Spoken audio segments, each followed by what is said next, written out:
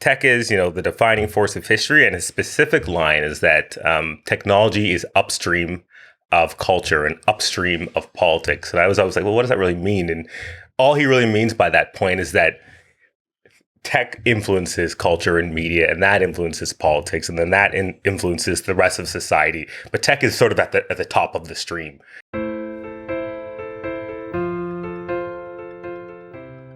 Perfect. Thank you so much for being willing to come on. Oh, that's nice, eh? Yeah, so we're drinking Brothers Bond. Have you heard of Vampire Diaries? Oh, the show. The show. Yeah, I felt like it rode the wave after Twilight or something like that. Exactly. So the two main characters actually developed this whiskey based on that show. Oh, fantastic. Yeah. So it just released, I think, a couple of weeks ago. Oh, right on. Yeah. So thank you so much for being willing to come on. I find learning about people's passions so fascinating personally. I find it really rewarding to hear how somebody developed an interest or a craft, because I think it inspires other people to do the same. And so can you tell people a little bit about yourself and the work you do? Well, first, thanks for having me on. And I love this format because I'm used to doing radio hits and, going on the news. And I've always got to talk in sound bites and key messages and talking points. So I love this format because I feel like I can kind of relax and just talk about stuff. Absolutely. So a lot of people know me as, the tech guy, someone who writes about technology in Vancouver, but I like to think of myself a bit more, perhaps multifaceted. And the way I would say, what I do and who I am is, I'd say for about 15 to 20 years, I've been bringing people together and connecting communities and organizations to things that they care about. And when I look at the last 20 years, I'd say if I look at my toolkit, the number one tool for that is, writing, storytelling, or a pen and the keyboard. And that's how I've sort of done that. And the way that manifests itself today is in my role at the Vancouver Tech Journal. So, day to day, I write and I help publish the Vancouver Tech Journal with a really incredible team of talented, journalists, people in media, people in design.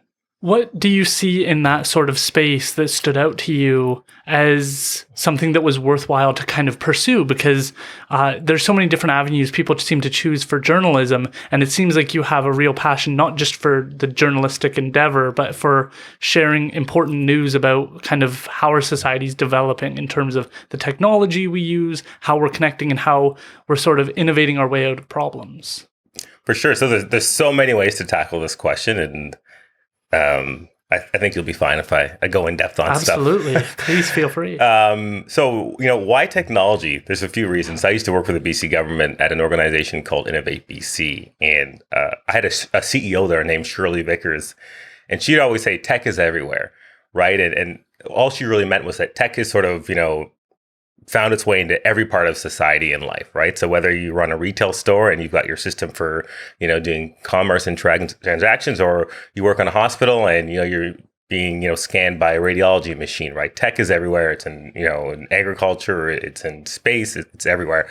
And that's how I thought about tech for a long, long time. It was just an interesting thing that was, impacting life. And then there's a few different ways that I've heard about tech talked about recently that really resonated with me. And there's an investor, and I hope you don't mind, I always mention names of people when I'm talking about ideas that I didn't come up with, because I want to give credit. There's an investor named Balaji Srinivasan, and he's well known in the global tech space, if you're really into that space. And he always says that tech is, the defining force of history. And his specific line is that technology is upstream of culture and upstream of politics. And I was always like, well, what does that really mean? And all he really means by that point is that tech influences culture and media, and that influences politics, and then that influences the rest of society. But tech is sort of at the top of the stream. And so that's another reason why I think tech is an incredibly important topic to sort of dig into and discuss. Another thing I want to comment on tech is that, again, people always see me as the tech writer guy. And I love technology, but equally as much as technology, I just love the people behind technology. That's what I find really, really fascinating. And a really good example of that I always bring up is if you look at someone like well-known people like Steve Jobs, Apple, the iPhone. And sure, Steve Jobs helped create, one of the most important consumer products in history in the iPhone. The other question or surrounding Apple and iPhones and stuff is that like Steve Jobs is the son of a Syrian immigrant, right? And so why did this person think he had any business revolutionizing the computing industry, which is what he did. So just as important as the technology and the products and the hardware and all that really interesting stuff, the people and the stories, behind them, I think those are just as exciting. And I think that's, why me and my team really get excited about what we do every day. I couldn't agree more. I think we often underestimate the work that goes into developing an idea. Like, you may not agree philosophically with Elon Musk, but you have to be a very uncommon person to do what he's done, to do what Steve Jobs has done. And we sort of, like, I see a lot of hit pieces on people like Steve Jobs of like, oh, well, he wasn't a nice guy. And it's like, you have to be obsessed with something in order to bring something like Apple to life. It can't be, oh, I've got a balanced lifestyle, I'm doing a little bit of this, I'm going for walks, I'm just enjoying my day. You have to be a very uncommon person to revolutionize something like the phone. And now it's all commonplace. We expect our iPhone to work. We're always waiting for the new one. But it took someone really thinking outside the box. I think their slogan was like, think different. It takes all of that to come together. And that working mentality, often it comes from, unfortunately, other countries of people who really know what it's like to struggle, to not have resources, and to say, hey, and that's why I think the American dream is so well known to people, is because that's the space where you go and you let your ideas speak for themselves. And that's what you're more judged on, hopefully, in terms of like what you bring to market. Yeah. I couldn't agree more with you. Right. And so, look at Steve Jobs again. Syrian immigrant. Steve Jobs was then put up for adoption. Then he was adopted, similar to Jeff Bezos. I don't know if a lot of people know, right? Like, his mother married a guy named Mike Bezos, but his name's actually Miguel Bezos, a Cuban immigrant, right? If you look at many of the CEOs of the most valuable technology companies in the world, Microsoft, for example. You've got Satya Nadella, Indian immigrant. You've got Sundar Pichai, CEO of Alphabet, Google, aka Google, another Indian immigrant. Actually, I think a significant portion of, the most valuable tech companies in the world, they're based in the United States, but the majority of their CEOs are actually immigrants. And there is something just about kind of like what you said, like the work rate of people who've moved to a new country and the willingness also to like take risks and that being part of their mentality and their psyche. Yeah. What do you see in that? Is that the inspirational story you enjoy writing about? And how did you kind of get started in writing on these topics? I'm just fascinated by people. Generally, I'm just a very curious person. And I think that, I think I read something maybe 15 years ago, which essentially said, everyone else around you is an important person because they know stuff that you don't know. And so you can learn from everyone. It doesn't matter where they are, walks of life, how much experience they have. And so I'm just generally really fascinated by people. And the reason why I guess I started writing about technology, it takes me back to Ottawa. So I've lived in Vancouver, BC since 2015, but I grew up outside of Ottawa in a little town called Winchester. But when I was in Ottawa and I was midway through my university years, I was just going to different networking events and meetups. They were called tweet-ups. This is back when Twitter was very new, and you'd meet someone on Twitter because you had similar interests, and then you'd meet them at a pub, and that's sort of how communities were built, at least tweet-ups. But a lot of the people I kept bumping into just were entrepreneurs. They were entrepreneurs, and they were focused on different tech startups and whatnot. And sort of by chance, those were the people that I ended up spending a lot of time with. And I just got, I think, deeper and deeper into that space. And I want to kind of tie it back to the fact that a lot of these people are building the tools that we're using in our lives, whether it's to connect like this, right? Or to connect with loved ones, or to do our work, or to explore other interests.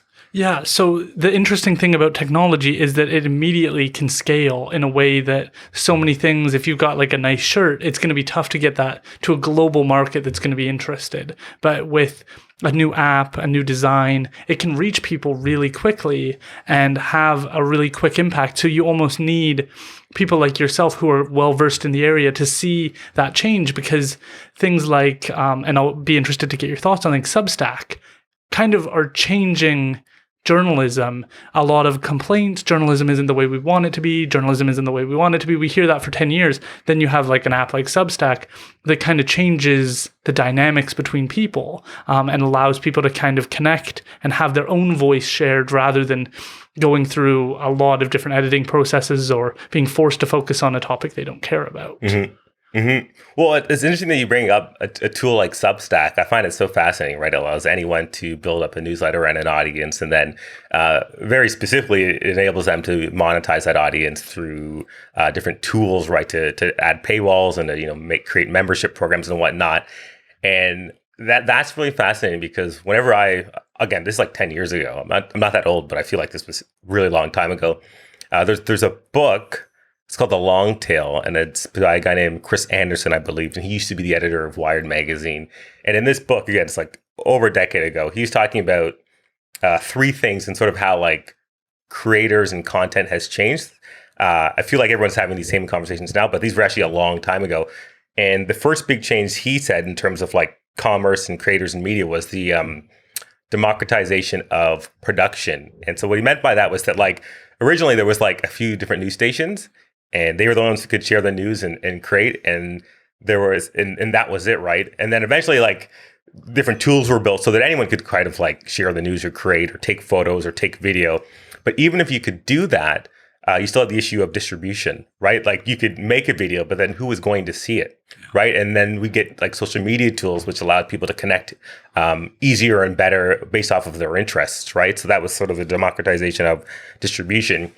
And then what happens when you get both of those things, anyone can create and anyone can share, is that you get this proliferation of people sharing their stories and connecting based on their interests. So once you have that, then it's like, well, how do I find the things that interest me, and how do I like find those people that I can connect with? And then obviously there have been more tools, whether it's like Google, obviously, right, or Twitter and different algorithms that bring people together around topics that they really care about. And so I think we've actually seen this sort of that cycle of more people creating, more people sharing, more people connecting around interests happen a few different times. So, and we've seen that with, again, social media. We've seen that with newsletters. Newsletters went away. Now they're back. Podcasting. It's funny. We're on a podcast now. I remember like 15 years ago when podcasting was a thing, but it was almost, I don't know, it was ahead of its time, but now it's sort of seeing a resurgence. So we're seeing that happen again. And I find all these different things really fascinating. The Vancouver Tech Journal today is built on Substack. And it wasn't like a very like business decision for it to be on Substack. Right. It was me writing for fun when I initially created the Vancouver Tech Journal. I'm sure we'll get into that sometime. And Substack's big value proposition was that, yeah, you could have your free newsletter, and then essentially with the click of a button, you could start to monetize that newsletter. And as an individual writer back then, I thought, oh, well, that would be really interesting. I'm just going to use this platform, right? In Substack, I think it's just short for subscription stack or something like that, right? Sort of like your tech stack. You get your newsletter, you can create, you can edit, you can flip a switch, and then you can start charging people and add commerce to the mix. Yeah, I find Substack really interesting because it's doing something different specifically with its algorithms. I don't know if you heard the interview with Chris Best, I think is the CEO, with Joe Rogan, where they were talking about the development of how they're trying to do recommendations instead of having the traditional Google, YouTube, where they kind of guide you and their algorithms tell you what you want to see rather than the writer, in this case, telling you what you recommend. Did you see that? Does that interest you? And like, have you become more interested in Substack over time? Yeah, I'm a big Substack fan just because I think it's just really empowering for writers. I did see that interview with Joe Rogan. And it's funny, like I'm a big fan of Substack, but as a Substack user and actually customer, I'm also the biggest critic of Substack because I always want them building new things and new tools that we want.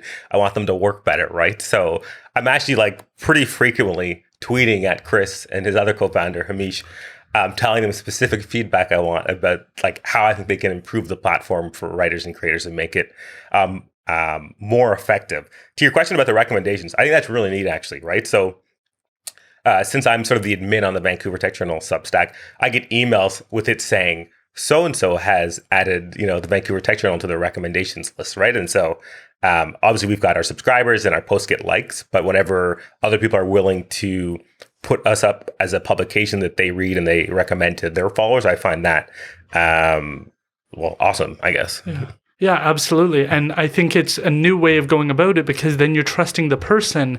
And I think that is a shift that we're going through where you can't just have anyone telling you your news anymore because there's this sort of sense of distrust or miscommunication between the audience that I think there's a huge benefit of knowing who the author is, having a relationship of knowing their writing style and understanding them as a person a little bit more. I think there's dangers to it, which I talked to Farhan about, which is like, now you have audience capture. Mm-hmm. Now your audience expects you to say something about an issue or have a position and be consistent. And the idea that you're going to go, I really thought this for a long time and now I actually think this. It's like you can lose that audience or anger them and create a disconnect. So I think there's risks, but I like how Substack is really encouraging the writer to be the source of information, but also they have a responsibility to their audience. Mm-hmm. And Substack doesn't really take that responsibility on, which I think is really unique to them.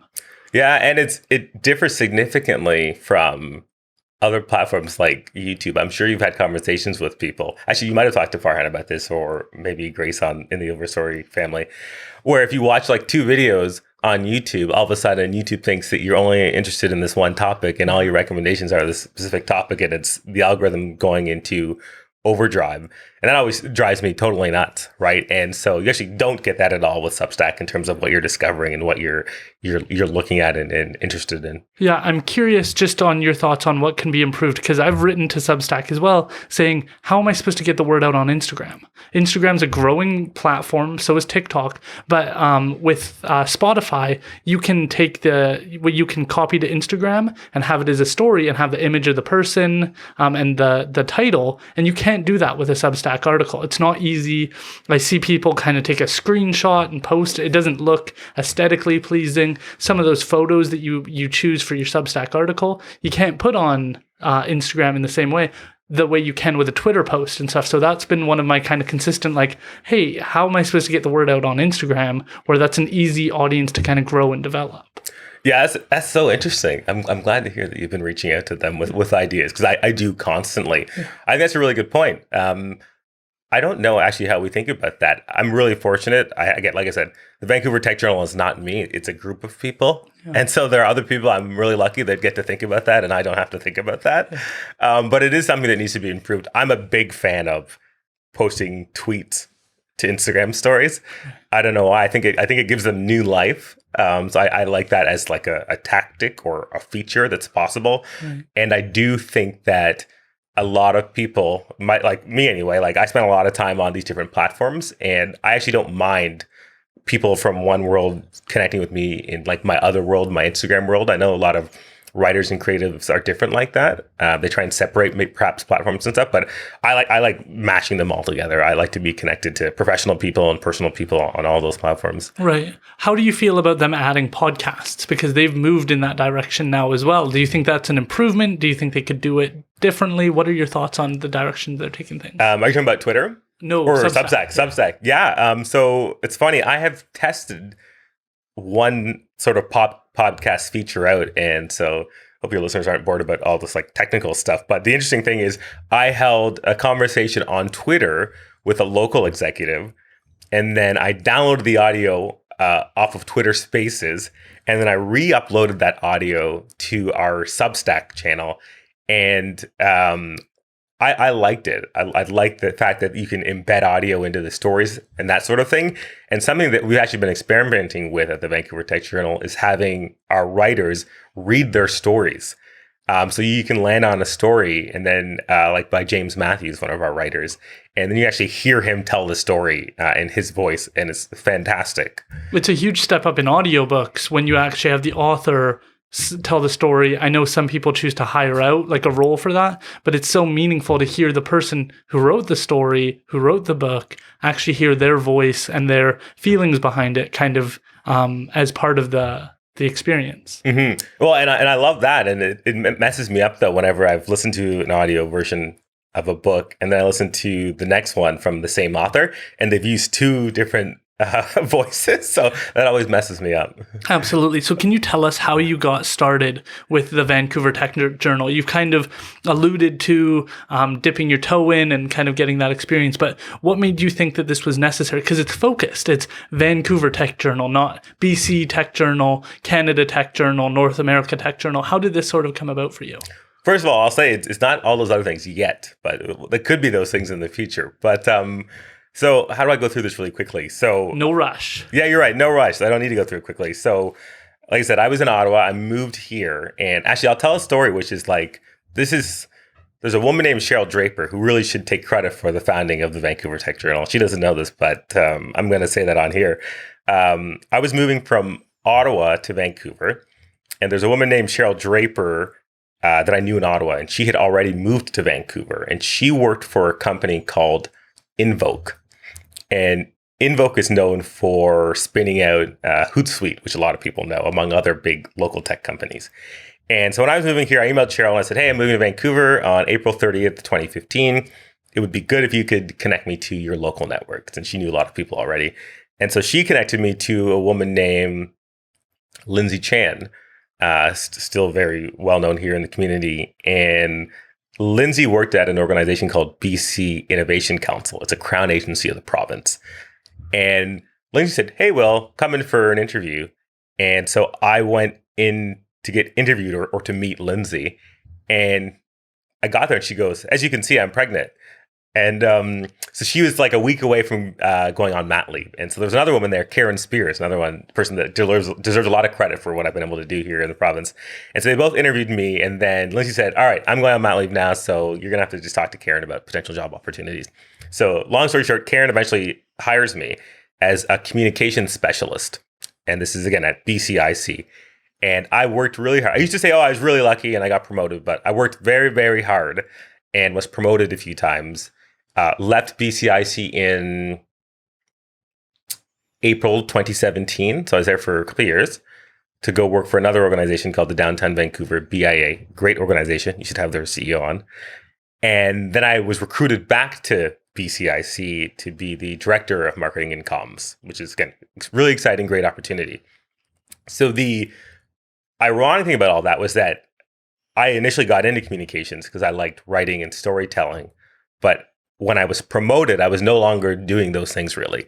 I had a team of people that was doing those things. And I was like putting out fires and signing expense reports and stuff like that. So I was no longer doing the stuff that I love to do, the actual writing of stories and newsletters and that sort of stuff. So funny enough, I was at Innovate BC a couple more years. And then early 2018, this is while I was still there as a director. I thought, well, I've got a bit more bandwidth and I know all these stories and I've got all these relationships with people in the tech and innovation space. What could I do to just like exercise my like creative muscles, that sort of thing. And so I thought like, well, maybe I'll just start this newsletter that I think would be cool. It'd be something that I would want to read. So we'll see if some other people want to read it. So I started the Tech Journal, early 2018, or was maybe December 2017. It was right around that time. And I initially sent it off to 5 people. A couple of them I said, hey, I'm going to start this newsletter. Do you want to subscribe? And then a few other people, I just added them and close enough that I could just add their emails and say, hey, I'm writing this newsletter. And it really just started out as me sending an email. I would find like 6 to 7 or 7 to 10 links that other stories that other people wrote. And I'd say, here's a summary. Here's why this is important. This is why you need to know this. And that's all it started out as. And I would send that every couple of weeks. And it slowly got a larger audience just organically, just people talking and being like, oh, this is really cool. And I was at a lot of events talking to people and I'd tell them about it and I'd say, hey, I'm going to add you to my newsletter. And people would say, sure. And then once they had it, they thought like, oh, like this is valuable. Like I'd like to have this in my life. It wasn't too like intrusive. It was only every couple of weeks. So fast forward to April 2020, May 2020. So this is, COVID's hit by now. Again, still working for the government, still a director. I have a team of 5 people, and I still like have the itch to be doing more writing and storytelling. And I got an opportunity to do ghostwriting for tech executives, which was really, really special. What is that? So essentially taking the ideas and stories of people and then writing on their behalf, but it still goes under their name. So I would talk to a local CEO for an hour about his thoughts on like, hiring in a recession or managing culture in a recession. And then I'd write an opinion piece on that. And then me and the team at this consultancy would get it published in Forbes under their name. Right. It was their ideas, but they didn't write it. They don't have time to write it. And maybe they're not good writers, but they do have really thoughtful ideas. They just need someone else to put those into writing. And so I left the government to do that as a consultant, as well as to put more time into the Vancouver Tech Journal, which again had like a growing audience still. And the interesting thing is a lot of people who knew me as the writer of the Tech Journal would approach me and say, "Hey, like you're obviously a writer.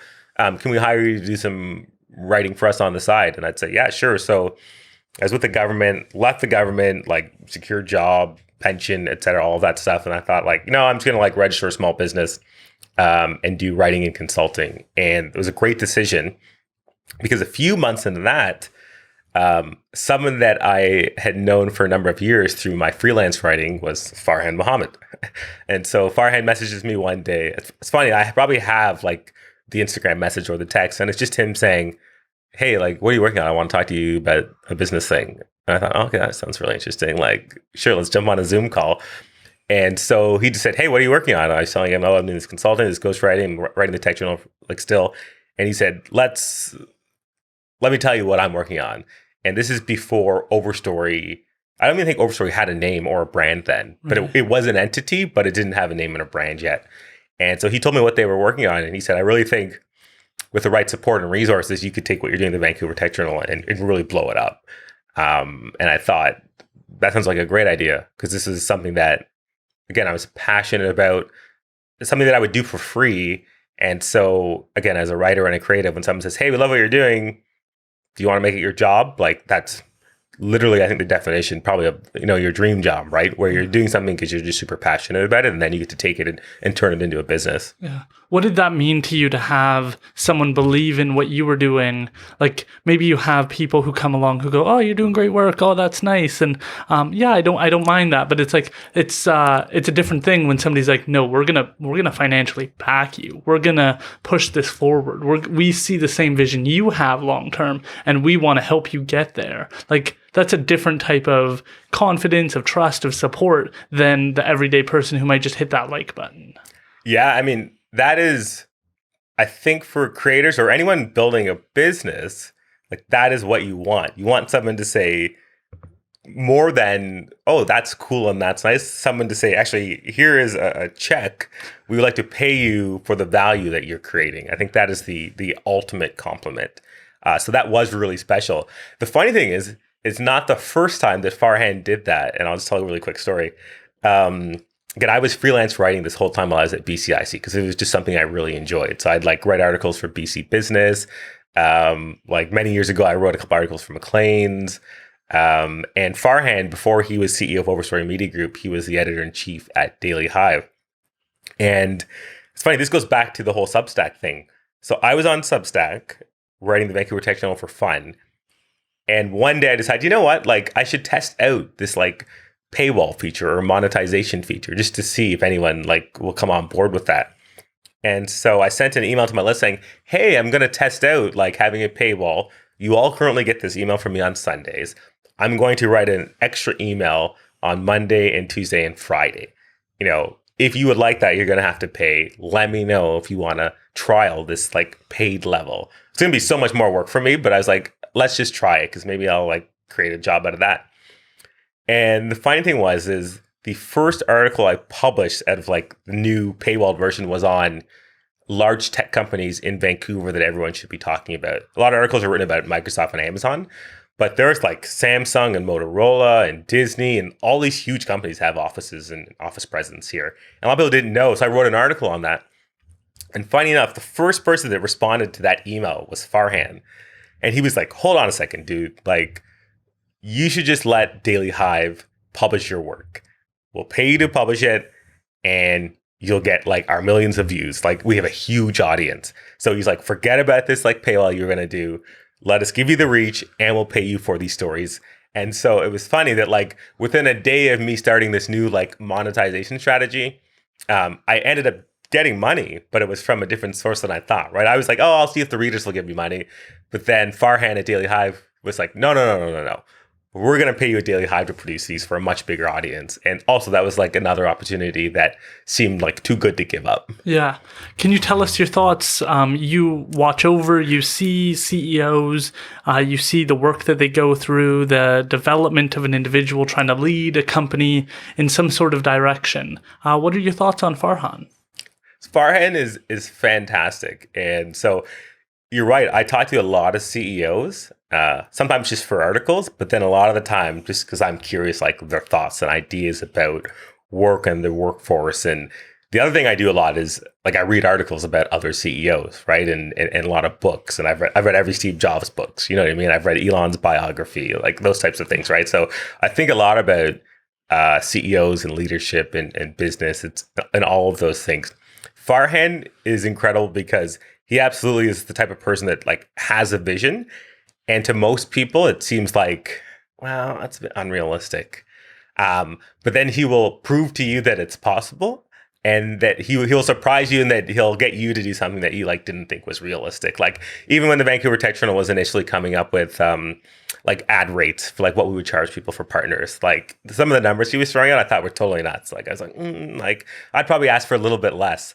But that would have been a mistake because like almost like all of our ad inventory is full almost now. So he was right in terms of, not guessing, but assuming like, well, what you're doing is very valuable and there's people who are going to pay for that value, right?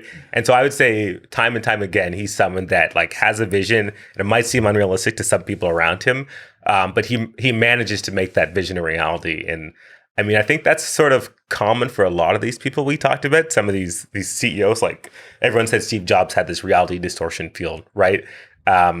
He'd basically like, a staff member would say, that's not possible. And he'd be like, yeah, it's possible. Like he'd very casually, he'd think like, yeah, we can do that, right? Like a lot of people forget that for the first iPhone, Apple basically forced one of their manufacturers to invent a type of glass and produce enough of it for the initial iPhone. Because at first it was going to be plastic. And Steve Jobs was like, no, like that's not good enough quality. And they worked with a partner and the partner was like, well, we have this new glass, but there's no way we could produce enough of it for these devices. And he was like, yeah, you're going to do it. And he just somehow, willed it to reality. Obviously it's not him, but obviously what these people have in common is they have like the vision and the persuasion and, they can motivate people. And I see a lot of that in Farhan. And when I think about like CEOs and leadership, again, it's a thing I think about a lot. There is a famous book called High Output Management, and it is by a guy named Andy Grove. And he was famous because he was the third CEO of Intel, big chip maker. And it goes in that book, it talks about like what executives are for, like what are they actually supposed to do, right? And I'm paraphrasing and it's probably not completely correct what he says, but it really comes down to like, vision and purpose, tie-breaking decisions. So like if two junior people are like, well, I think we should do this and I think we should do this, if they can't decide amongst themselves the path forward, an executive could be the one to say like, this is what we're doing. But then the most important thing is actually enforcing culture and values. Like that's where we really need leaders to come in to say like, on a daily basis, this is the standard. This is the quality of work that we're going to do. And again, that's another area where I think Farhan's always pushing people to say like, the number one thing is quality of work. Like the quality of the stories that we're telling is what we need to focus on above everything else. And then all the other stuff will take care of itself. Yeah. Which is something that people can underestimate a lot, which is the idea that the values section or the mission section of a website matters, that it's not just lip service, because a lot of people get cynical and they go, oh yeah, like integrity and kindness and teamwork. It's like, these are just lip service things. But when somebody really brings it to life and says, this is our top priority and everything else, who creates like a hierarchy of priorities and helps other people go, okay, I'm going to focus on this, dedicate myself to this. It creates that culture that it allows people to know what is going to be valued. where sometimes maybe in university you get ranked on something and you get like a B for this and a C, and it's like, what did the professor want the most out of this paper? Did they want a clear thesis? Did they want really well researched paper? What did they want out of it? Did they want a strong conclusion where you make a definitive position on something? We often say like, well, it all matters, and then that kind of grays the area of what matters the most. But what are your thoughts on where they're going to take this? Because to me, I watched a really interesting documentary on like the news industry with Hassan Minhaj about like how the news industry is dying and how companies or hedge funds are buying these companies, squeezing them for everything they have, and then kind of just letting them die out. And then I was like, this is a real problem. Like, how are we going to fix this problem?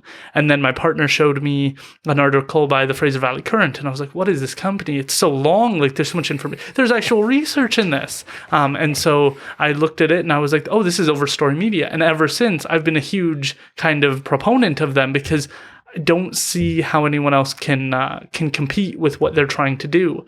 I think the other news organizations are important, and I think it's Black Press. Apparently they think that I really like dislike them or have like low opinions, and it's like, I just think they've figured out a way to do something different that's important, that for me, who actually cares and reads an article and goes, oh no, this is a genuine problem, how are we going to address this? I want solutions, or I want enough information where I can go, okay, I understand the issue now. I don't feel like this was just 3 sentences of information on what's going on. I really understand what the problem is. So what are your thoughts on where they're taking things? Do you believe in the mission of kind of, I would argue, saving journalism? I don't know if they say that often, but I feel like that's the route they're taking. I mean, again, it sounds like, well, you can't say that you're saving journalism. That sounds crazy. But again, it's one of those things where I'm surprised every day, like at work. What I will say is, any community that we've gotten involved in and talked to, they just say that they're dying for what we're doing, right? Overstory as a whole.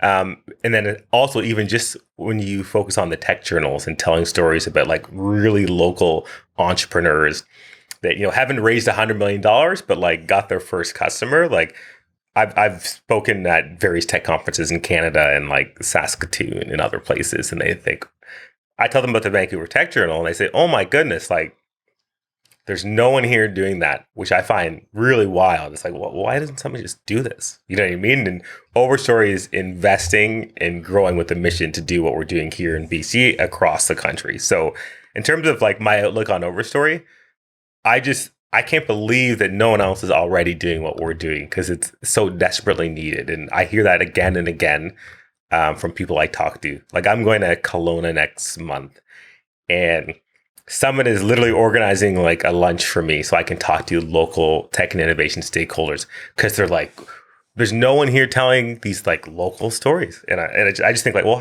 why hasn't someone else already done this? Yeah. And so when I think about Overstory and what we're doing, I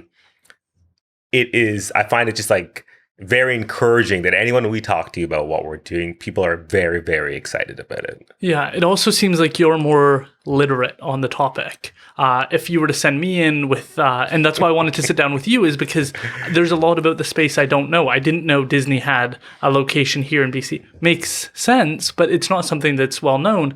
And so you have a knowledge and expertise where I think that's really important when I'm having a guest on, is to understand their background or have a comprehension so I know where I'd take the conversation. And if you're just having a regular reporter do everything in your community, you're not going to have that expertise. They're going to be like the who, what, where, when, and why, but maybe not the deeper understanding of where are you at in the development stage of your business, where are you taking off, who are your customer base, like that kind of entrepreneurial business lens of how do you fit in with this tech and innovative side. You are able to bring that focus and know how they fit in with other businesses. Maybe somebody's doing something similar over here. You're going to have that inside knowledge where general people aren't going to have that kind of wealth of experience. So what has that sort of been like to bring that to entrepreneurs and be able to share their story thoughtfully, where they feel like that this was worth their time? Because I've heard people, particularly rappers, say like, this person has never heard me sing. They don't know what my story is. They don't know why I do this. They don't know how I got here. And yet they're writing an article saying my music sucks. And like, how can you trust that? And there's a deep sense of like, this is silliness. And so you are able to bring that knowledge and maybe help them answer questions of like, well, we're at this stage and we want to get over here. And you're able to say, well, you know who you might need to talk to? You might need to talk to this person or that person and share like an experience with another person. So what has that been like? It's a really good point. It's like the tech journals are like an organization of beat reporters almost, right? Because we're all like deep into the technology community. And you're right. I can talk to an entrepreneur and interview them. And at the same time, I can turn the recorder off and say, you know what, like this issue that you're having, you should probably go talk to this person in the community. So I can help them. And kind of goes back to what I said about connecting the dots, or connecting people to what like they need to know or what they care about. Vancouver is so interesting too, right? Vancouver is interesting in that it is a thriving tech and innovation space, and at the same time, it is full of different siloed, like organizations as well. So that's been really, really interesting. And so I spend a lot of my days, and so do our writers, like talking to as many people as possible, so we can really understand like the context within which an early stage founder is building his company, or a $1 billion unicorn CEO is building his company. Very different experiences. But the other thing is, it's not just businesses. We've got these incredible institutions, these research institutions in Vancouver and BC, and a lot of people sort of underestimate how much amazing innovation comes out of these institutions. Like that's where a lot of our startups are founded, especially when it comes to like health tech and biotech and agri-tech. Like a lot of those businesses come out of these research institutions, like University Valley, right? UBC. So that's been really incredible. And so like for us, again, it really comes back to, you could call us like a news organization. At the same time, I think when I talk to people, I say, we're really, it's like a community, and the ways that we bring that community together are through, news and features and stories and insights and data and events and activities. I mean, we do all of those as part of how we bring the community together. And Kate, our managing editor, she joined us in May 2nd. It's funny, she did an interview, actually at a conference in Toronto, funny enough, she was on a podcast, and she said, one of the biggest things I've learned about working at the Tech Journal is that, I always thought we were a news organization, but in fact, we're like, our biggest value proposition is that we're a community organization. Yeah. I think that's Farhan actually mentioned that as well. And I think it stands out because we just get so used to saying we want the news. But what we really want is a sense of community, a sense of being able to talk to people and have a deeper understanding on an issue, and not just have a one-way conversation telling people how it is, what it is, and how to think about things. It's more of a dialogue. And so when you're able to meet with someone in those early stages, is it meaningful to be able to know that they could be going somewhere that nobody else knows about? You get to kind of get the inside scoop on ideas that are maybe 10 years down the line that other people, it's not even on their radar. Because again, I think of podcasts. So many people sort of rolled their eyes at them in the beginning phases. And now everyone I know, when they know I have a podcast, they're like, I'm going to start a podcast. And it's like it's so cliche now that everybody has a podcast. Yet at a certain point, it was not that popular. Twitter for a long time, it was like early adopters kind of got this huge benefit of using the platform. And then now it's become maybe less of what it was when those early adopters were really willing to test it out and try different things on it. It kind of gets typecast as something. Same with Instagram. Maybe it's innovative in the early stages and then it becomes not what it was. And so you get the kind of inside scoop before it loses that kind of flair. So What is that like? I love it. Like I said, we hear from so many different people in the community that are building different businesses. And not only do we get to we get the inside scoop on a lot of these early stage companies, I always find it really interesting to talk to entrepreneurs about why they are seeking media coverage. And it's funny? It's funny that a lot of them haven't even thought of that. They just think this is what they're supposed to be doing. They're emailing us about their startup and this product that they built, and then whenever I'm on a call with a lot of them, I'll say, "So why are you talking to me?" right? What's going on here? And it's because they're really passionate about something and they want to share what they're building with the world. And again, like a big like Globe Mail is not going to cover it, right? But I always like to ask them, why they're telling their story, and it usually is because they're just really passionate about whatever it is that they're building, and it's things that, again, like right now you might think, oh, that's kind of interesting. Like, will that be a thing in the future? Maybe it will be, but then I bet you 10 years from now, it's going to be a really big deal and something that everyone's talking about. And I think there are many examples of that. Like, again, when we look at all these different verticals that I mentioned, like agri-tech and health tech and blockchain, right? There's so many companies that I've talked to that I think like, that's a really interesting use case for that piece of technology. I'm really excited to see where that is in 7 to 8 years, right? Because it could be gone also, like a lot of startups fail, but it also could be something that changes how we live. And so it's for someone like me who gets to talk to so many entrepreneurs a day, in a way, not literally, but in a way it's a peek into the future. Absolutely. One of the ones that stood out to me in a recent interview you did was financial sector. And you talked about Wealthsimple. What do you see in Wealthsimple that other people might miss? Because I think that is an industry that maybe hasn't hit mainstream yet. I don't know if that's still a word we use, but it's something that slowly people are getting on board with. Their marketing is off the charts. Like Wealthsimple they were on YouTube for a while doing like little short clips. I thought it was incredible to see how they were marketing to people and how they were showing their kind of differentiation between them and big banks. But you talked about them, and what do you see that they're doing? Because you said they're Canadian based, I think, right? Yeah. Well, Wealthsimple, they're based in Toronto, but they've got employees across Canada, and they're sort of a well-known. It's interesting. There's a few points on this actually, though, I want to touch on. Like Wealthsimple is actually pretty well known, and they would be called a Canadian sort of fintech success story. At the same time, like many other technology industry companies, at the moment, they're going through you might say growing pains. But I want to separate the two conversations. I think Wealthsimple is extremely innovative. I use their product, right? Can you describe what they are for people who might not know? Sure. Oh yeah. I mean, this problem. They were doing one thing, which was helping anyone sort of, invest $1 into stocks. So an app that you could go on, you could click, an Apple stock, and then you could, buy a fraction of it, or you could buy a whole stock. Apple's not a good example because their shares are too high. But any other stock, right, on the TSX or, the NASDAQ, which are stock exchanges for anyone who doesn't know, right? And they would make it really simple for anyone to invest their money. So there's two things they did initially. One is you could just, add $100, let's say, every 2 weeks to your investing account. And then Wealthsimple would have their own investors go and invest for you, right? You don't have to think about it. You can watch your investments. Are they going up or are they going down?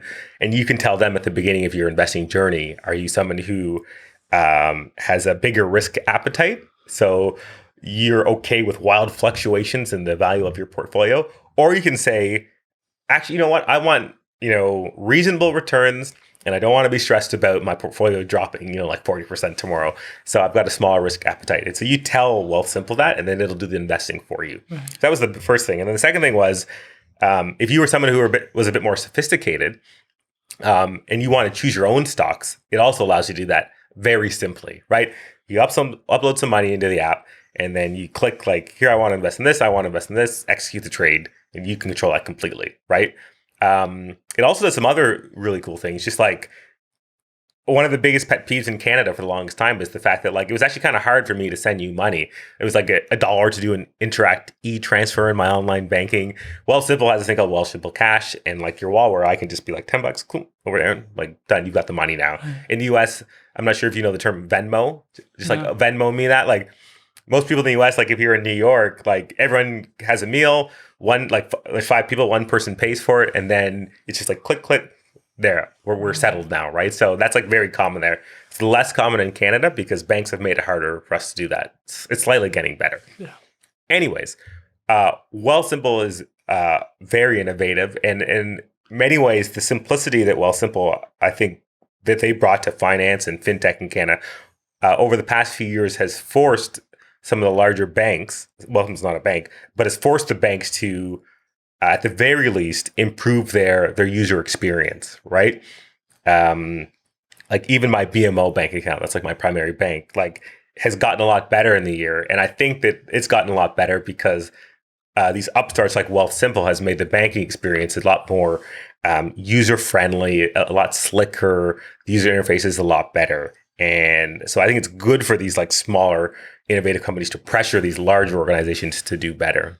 Do you think that that is a tough situation to be in? Because it's the same we sort of hear with elections, which is you have the Green Party, they come in, they're pushing all these new ideas, and then the NDP goes, well, we'll just take those ideas. Exactly that. Yeah. And so it really impacts the ability for them to continue to grow because those Goliaths kind of go, I'll just take an idea here and I'll just take an idea there. And then the Green Party is no longer running a unique platform. They're running on everything else. And it seems like it's the same problem for Wealthsimple as you take their secret sauce and you just kind of replicate it and all the banks do the same thing. And then now they have to find a new secret sauce in order to continue to grow.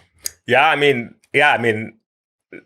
people that run those companies, again, they're special individuals that can look at essentially the cartel of big banks that we have in Canada and say, I'm going to take on that. Like that's a special individual, right? That thinks that they can do that and thinks that they can be successful.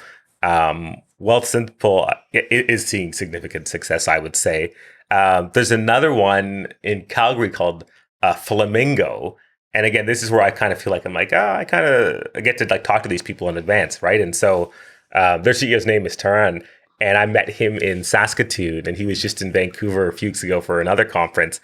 And they're like the Wealthsimple disruptors. Like they're like, if Wealthsimple was built for millennials, there's another company called Flamingo out of Calgary that's like built for Gen Z. And so it's like taking Wealthsimple and then said, actually, we're going to make this even easier, and we're going to make this like even simpler and have it more like focused on Gen Z in terms of like the UX and how they navigate the internet. So I think that's really interesting. Interesting. So you kind of get to see the second disruption taking place because people go, well, you did it good, but maybe we can make this even simpler. And how do we make this more accessible? Because I think finance is one that it's really unfair because you have this unequal distribution of people who know and people who have no idea. The average person has no idea what the S&P 500 is, how it works, how to invest carefully and strategically, how to have a risk mindset or a safe mindset and what makes sense during what period. Most people don't even understand really inflation and how that kind of comes about. And you see government spending and then people are really supportive of that. And then now we're in a period of inflation and it's like most people don't seem to connect the two or say that they have any relationship.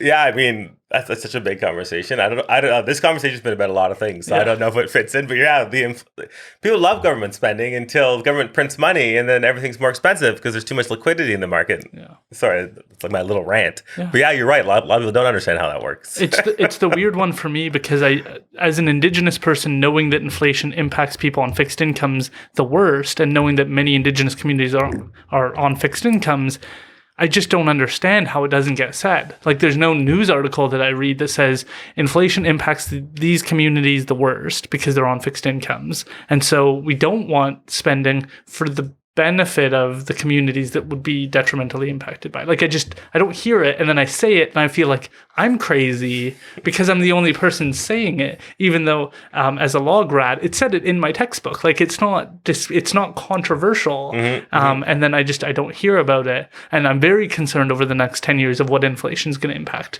my community and other Indigenous communities. Yeah, no, it's a really good point. And yeah, it's interesting that you say that. It's funny. I just want to quickly note that I listened to your conversation with Camden. Yes. I follow him on Twitter. And so as soon as I saw that you talked to him, I was like, ooh, I got to listen to that episode. Yeah. So, but you're absolutely right. And it's funny, again, not to bring this back to technology necessarily, but technology affects all of these things, right? Like technology is, interestingly enough, deflationary, right? So technology innovation should make things cheaper.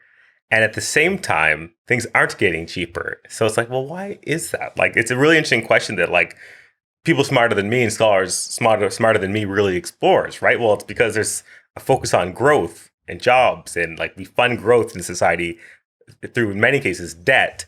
right? And then again, that leads to inflation and higher prices for things. And that again affects different communities differently. So it's a really interesting conversation. Yeah, I find it fascinating how maybe sometimes we don't appreciate things as much. Like we just bought a new flat screen TV and it was only $1,500, and it's like the LG C1, and they came out with the LG C2, and it's not that different from the last one. And we were asking questions, and it was like, I feel like this should be $5,000. Like in my heart, in like my pocketbook, like I'm just like, this should be what you're telling me how amazing this is in comparison to what I have now. It's so much better. And yet the price has over time decreased. But in so many other areas, like the phone has stayed relatively the same. I think it's usually like $1,000 for a new iPhone if you're trying to buy it outright. And so things haven't come down in that regard. I'm interested in your thoughts on where you think you can take the Vancouver Tech Journal. What do you think is going to happen in the future? Because you're kind of alluding to this idea that it could be something larger. You mentioned that in another interview.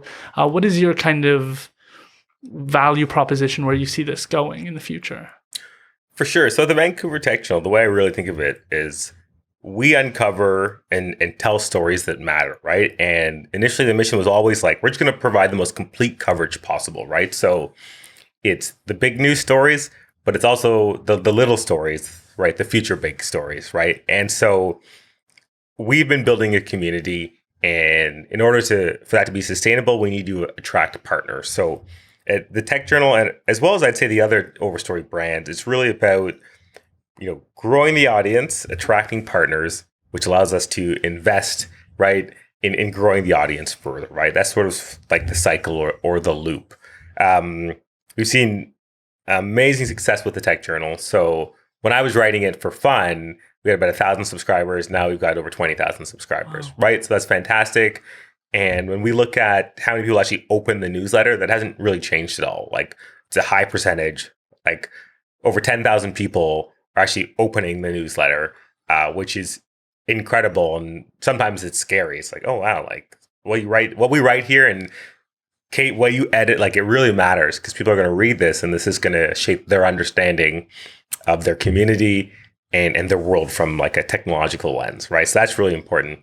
And we think that what we do in Vancouver is just as applicable anywhere else. And based off the conversations that I've had with people in other communities across Canada, they agree with us. And it's not just tech, right? It's like just local journalism, local storytelling.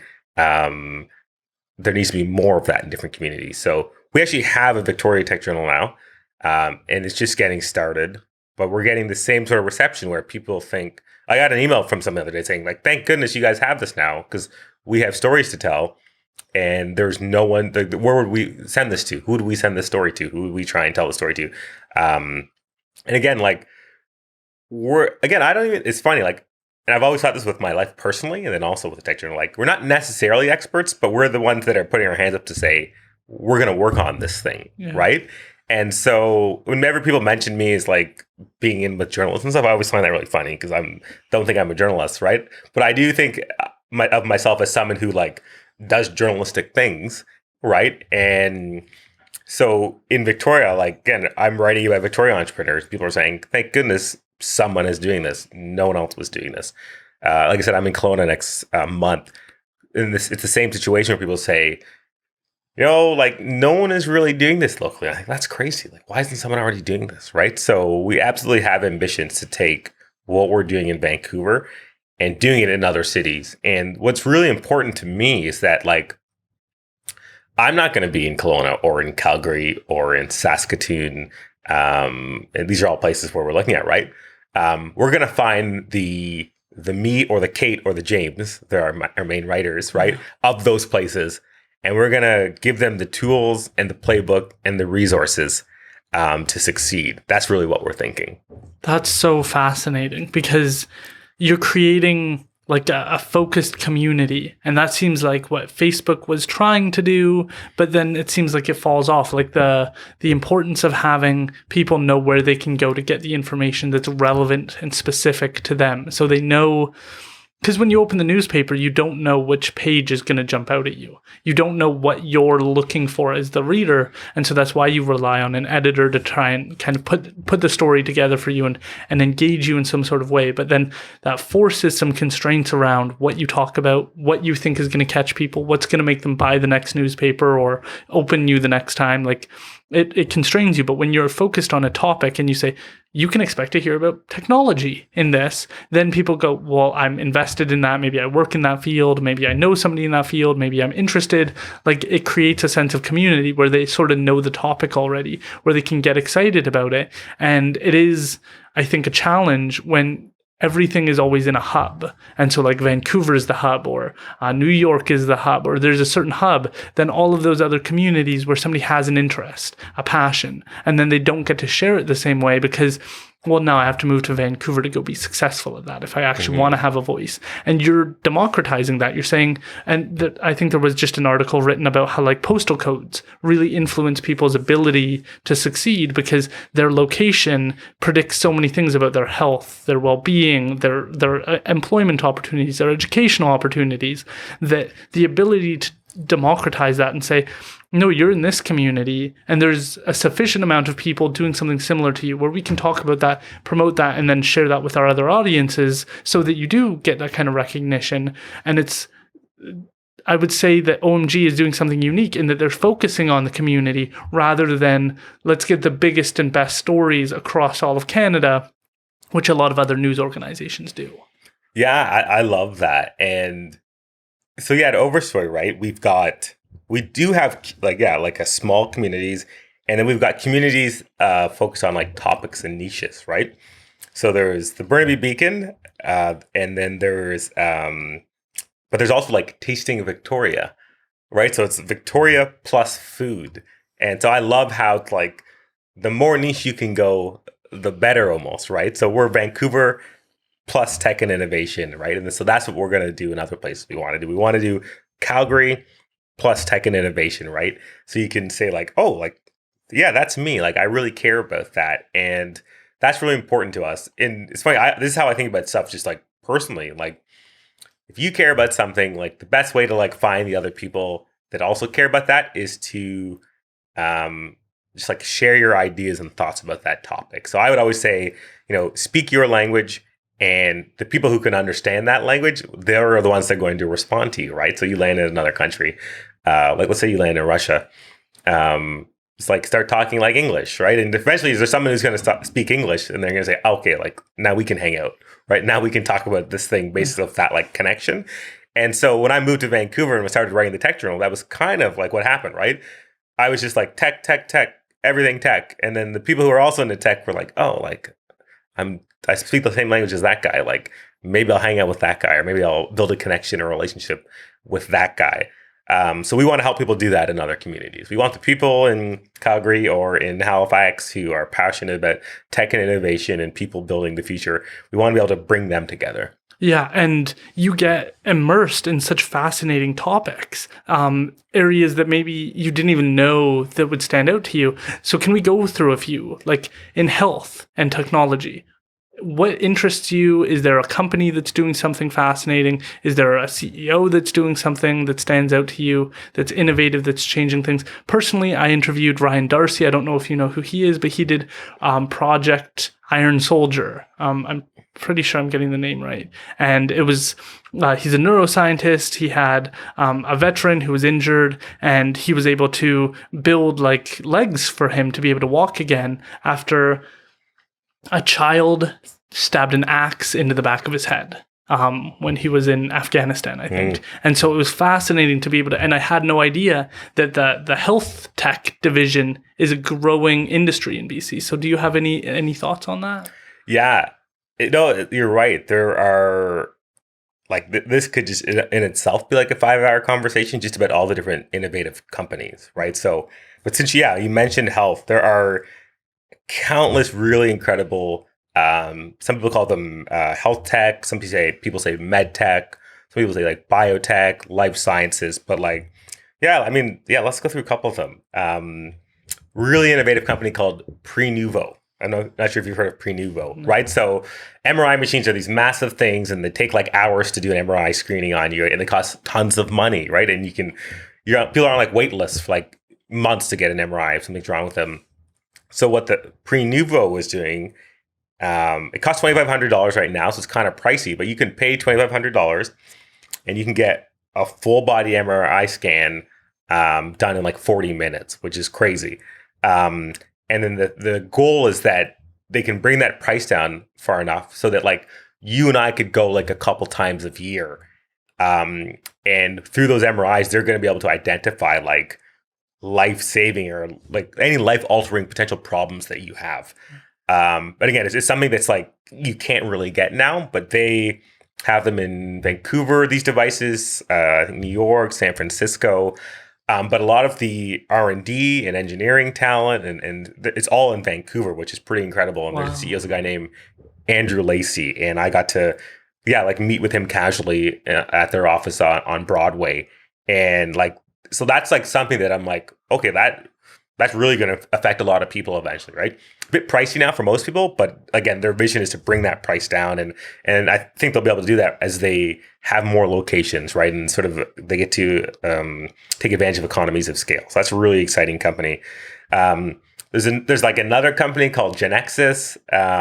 They were basically spun out of UBC, and so what they're tackling is the issue of drugs that doctors prescribe not working on people or having adverse effects. So a lot of people don't realize, or maybe people do realize, like almost all the drugs that doctors recommend for you, like whenever you go in and you've got some issue, like they don't work or they do something bad to you actually, right? And it's because what's happened over the last like century is that you go to the doctor, you say, oh, this thing is aching, and the doctor goes like, try this. If it doesn't work, come back. Like medicine hasn't changed in like centuries, right?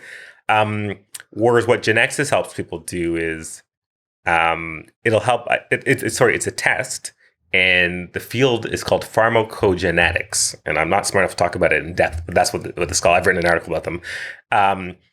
It's a test you can take, and the test will essentially tell you like, here are all the drugs that you should not be taking, right? And so your doctor can get that. And so whenever the doctor's treating you and prescribing medication to you, the odds that the drugs will actually work or not harm you will go up significantly. And so as an individual, I want that. As a doctor, I want that. And as an insurance company that's paying for these drugs, I want that. As the government, like the public health system, I also want that, because we want to be like improving people's like health outcomes and not wasting money. So they're like another really cool company. And then a big company, that people should know is, and a lot of people might already know, is Absera. So Absera has been around since, I want to say 2012, again, spun out of UBC.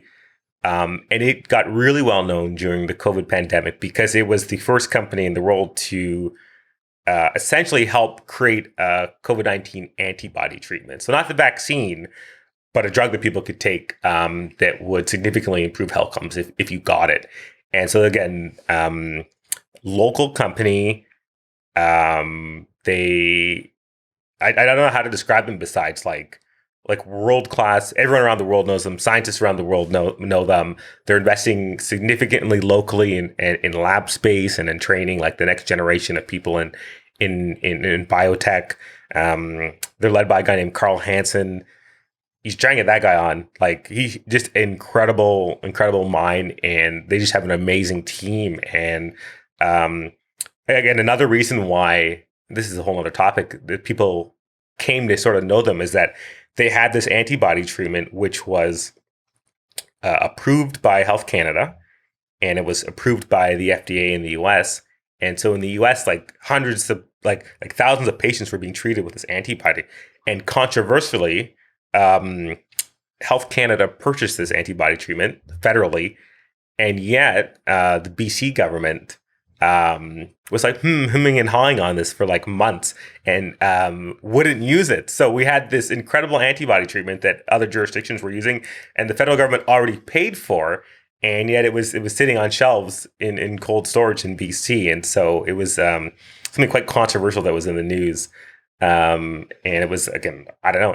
Again, that's a good thing about Canada and a unique thing about Canada, and the provinces have the independence to make different policy that fits their people and their jurisdictions. But then in some cases, as a regular person, some things don't make sense. But it's a whole other topic we don't have to get into. But to the original question, when it comes to health tech, there are many, many, many incredible businesses and researchers and entrepreneurs in the province that are working on some really incredible things that have like significant potential to like save lives and improve outcomes for people. Yeah, I think that that's particularly interesting where you have like a level of innovation, a level of drive that you just maybe don't recognize or appreciate or get to see. And so hearing about how there's these businesses, these organizations, these entrepreneurs who are bringing about really positive change is something that not everybody realizes. And so when you get to hear about it, it kind of inspires you to go like, wow, the BC made, like that means something to us in like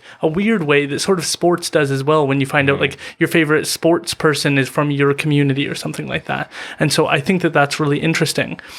Agriculture is another big one. It's an issue that continues to arrive and impact us. I spoke to Paul Van Westendorp, who's a bee expert. He's a provincial apiculturist. And so he was talking to me about the challenges we have with agriculture. We had like this much soil and we keep depleting it and using it and then sending it off to around the world. And so we need to make better decisions around our agriculture. And agri-tech is something you've talked about. Can you tell us about what's going on with agriculture and technology, the advancements we're making, and your thoughts on the industry? Yeah, it's a really exciting space. And what's interesting about agriculture or agri-tech, or there's a debate if it's called agri-tech or ag-tech. People use both names in BC, is that like, I think it really came into focus over the past couple of years as there were food shortages, there were supply chain disruptions. And, you'd go into the grocery store and some of the shelves would be empty, right? And you'd think like, well, what's going on here? And it was because literally products couldn't get, across whatever, the Pacific or whatnot, right? So it put the need for having like real food security, not just like in urban centers like here, but like up north in BC, put that into focus, right? And it makes, again, thinking about agriculture and like where our actual food comes from, it made it even more important. And in BC, there are, similar to health tech, there are so many companies working on these challenges in really innovative and different ways. So there's an exciting company called, Terramera, for example, is founded by a guy named Karan Manhas. And I just talked to their VP about like culture and talent and working there. And they're building a product, or they have a product called ActiveGate, which essentially enables farmers to use like a fraction of the amount of pesticide than they normally would have to protect their crop yields. So their mission basically is to 100x the amount of crop yields, but then also reduce the amount of pesticides used significantly. So that's a really innovative company. And then there are other companies like Ecoation. They're based out of North Vancouver. And similarly, they've got these sensors that you will attach to your crop yields or put in your fields. And they will tell you like if your plants are being, or crops are being harmed by like like bugs, obviously. And they, again, will monitor that through sensors. So again, it'll help you manage the amount of pesticides you use. And then there are other really cool companies like Semios. This is a company that's worth over $1 billion. They will take these different sensing companies and they'll give a farmer like a dashboard. So you can track, like, it's like on an iPad, like, okay, it's raining this much. Okay, like pesticides are affecting our crops this much. And they pull it all together so a farmer can monitor all of that in one place. There's another company called Cubic Farms, really, really interesting company. And they're building a production facility on Vancouver Island now, but they're based here in the Lower Mainland. And Cubic Farms, they sort of comes from the name, they have these modules that are sort of stacked on top of each other. So you can basically produce like 10x the food in a square foot than like in a normal field, because you've got these stacked modules. So like people can't see this. Oh, I guess people can see behind you, right? Like those squares, like imagine each one of those was growing crops, right? And so that's in a room, right? So you're 10xing the amount of production in small spaces. So that's really significant. And again, that really focuses on how we can increase the amount of food without affecting the rest of the environment. So there's like there's a ton of companies in this space. Like I go on a long time about agri-tech in BC and how important it is. Again, just like getting food to people, and not just like in Vancouver. Like in Vancouver, like there's farms around, like outside of the city. Like we've got grocery stores, but it's really important when you think of some of these more remote areas in BC and how we serve them and how do we get them food. Yeah.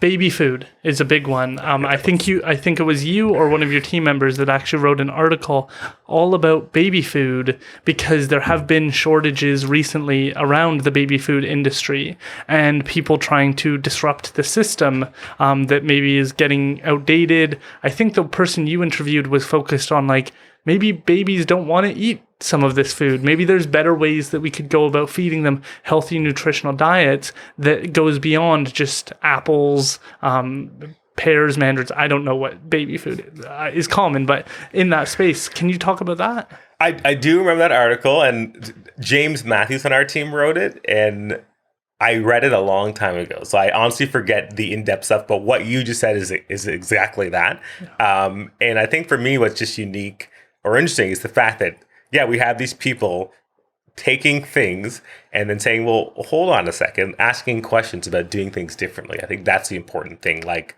again, to compare the baby food example of like, well, maybe babies don't want to eat this food. Like, how can we do that differently? And then if you look at cubic farms around like farming, it's like, well, we've got this fixed amount of land. You know what? In cities, whenever we have a fixed amount of land, what do? We build up.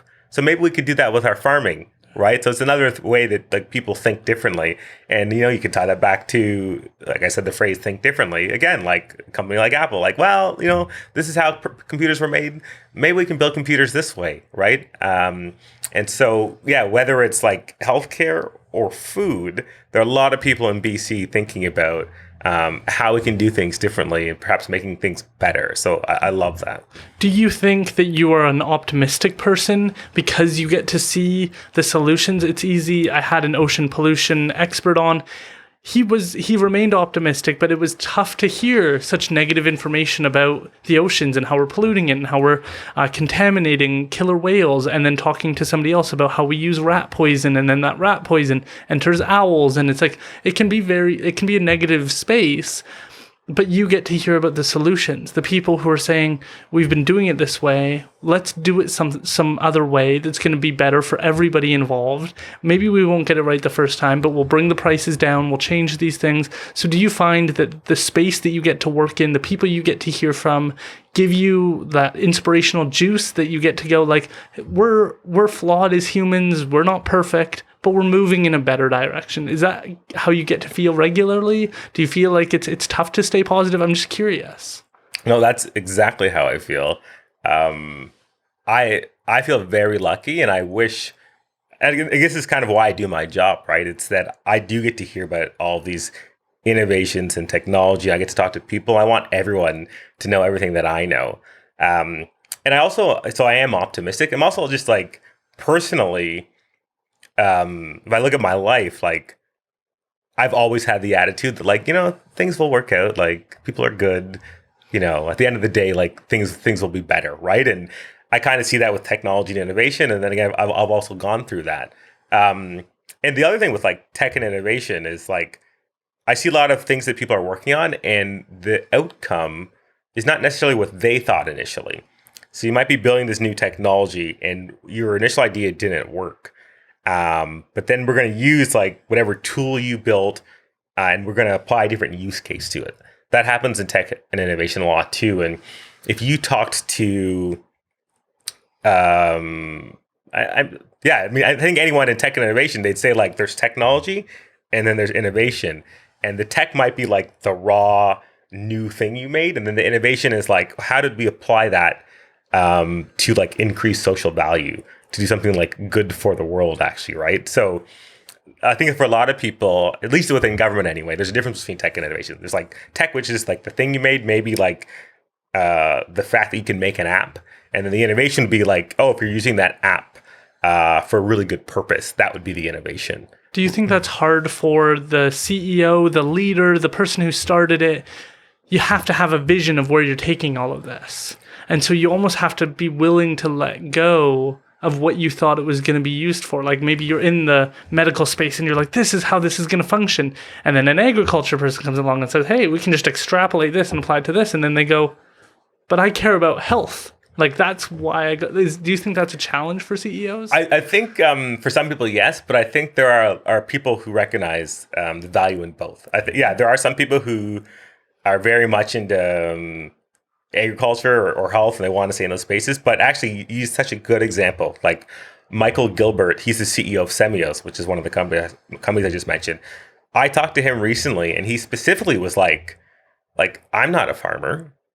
You know what I mean? But I just know how powerful these tools are, and I think farmers need to harness them for all these reasons, right? And so I don't think he's necessarily like married to farming and agriculture, but he's an extremely intelligent person, and he knows how to scale tools and engineering and bring people together for a common purpose. And right now, that common purpose is helping farmers like grow more crop yields.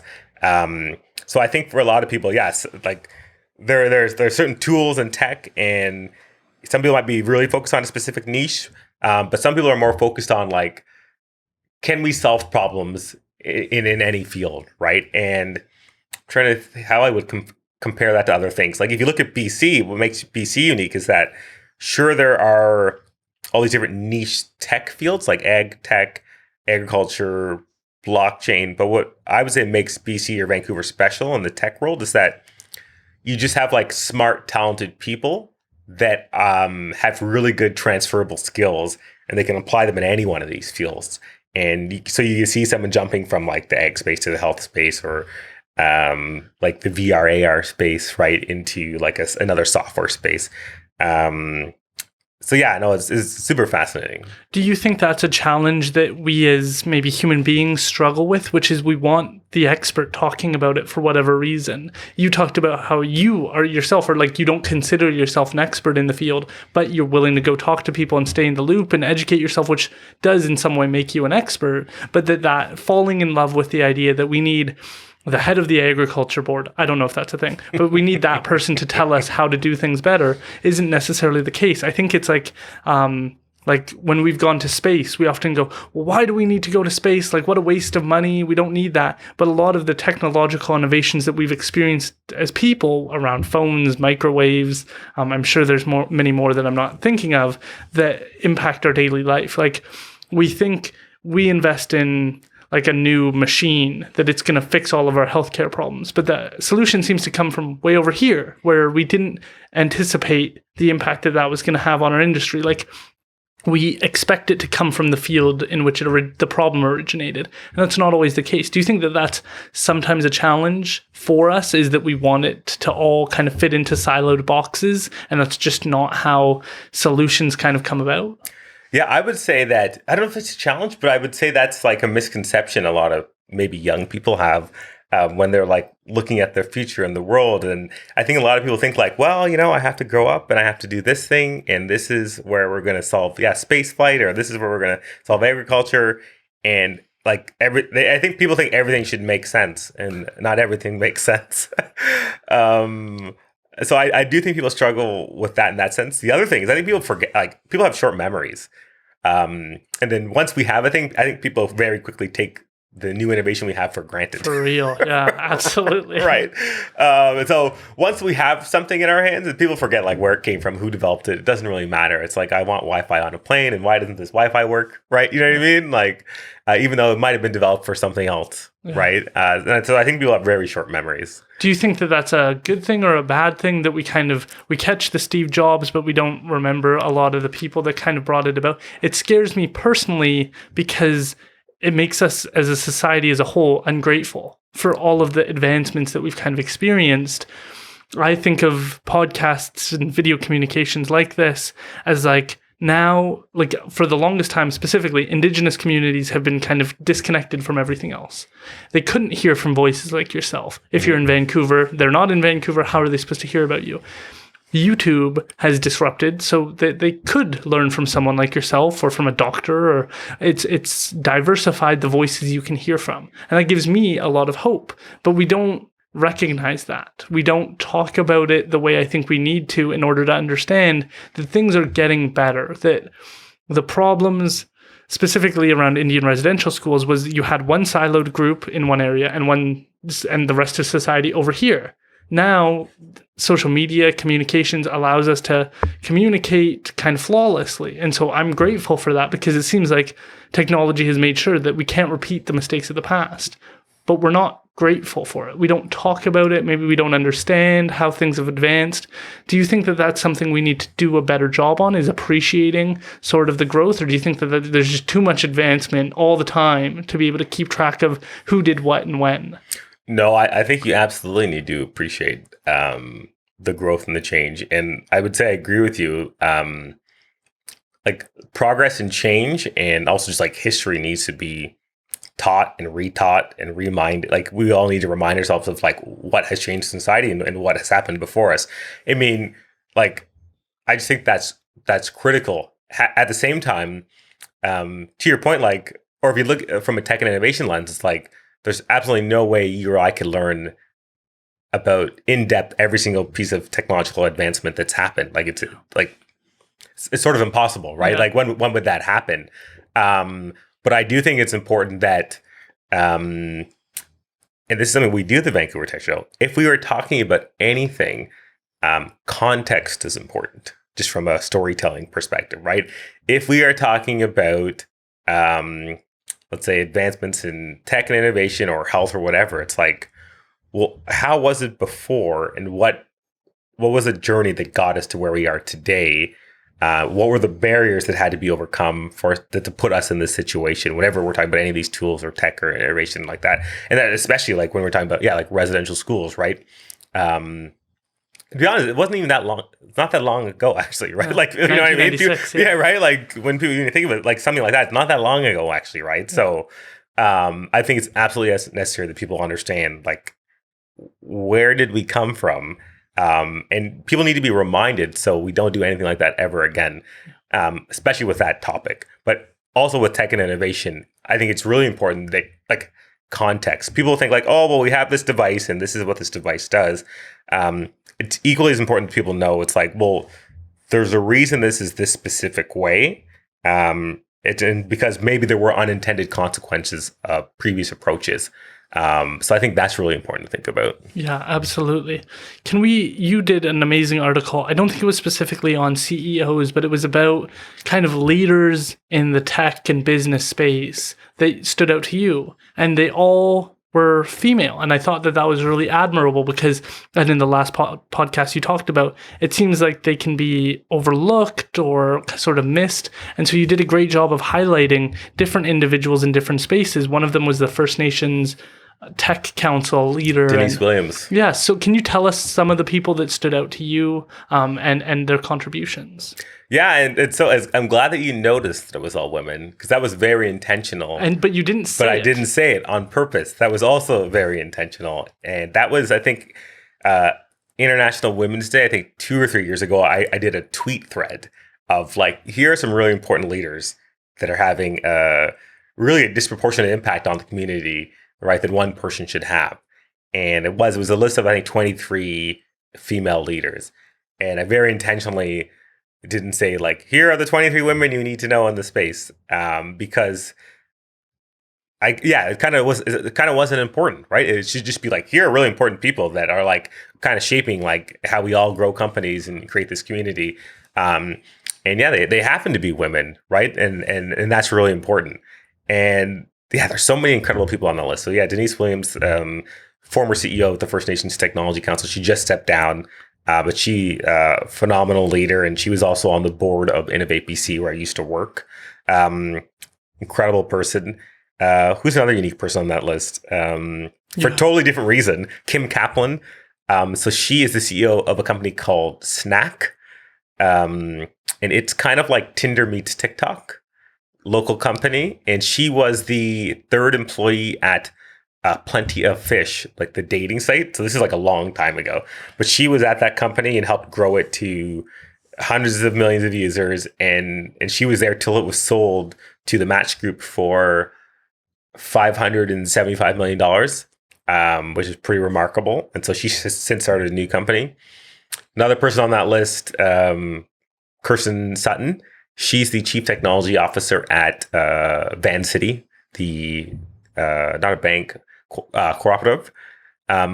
She's pretty remarkable in that she's like a French trained chef. She had like 15 jobs before she was 20. And now she leads a technology organization essentially.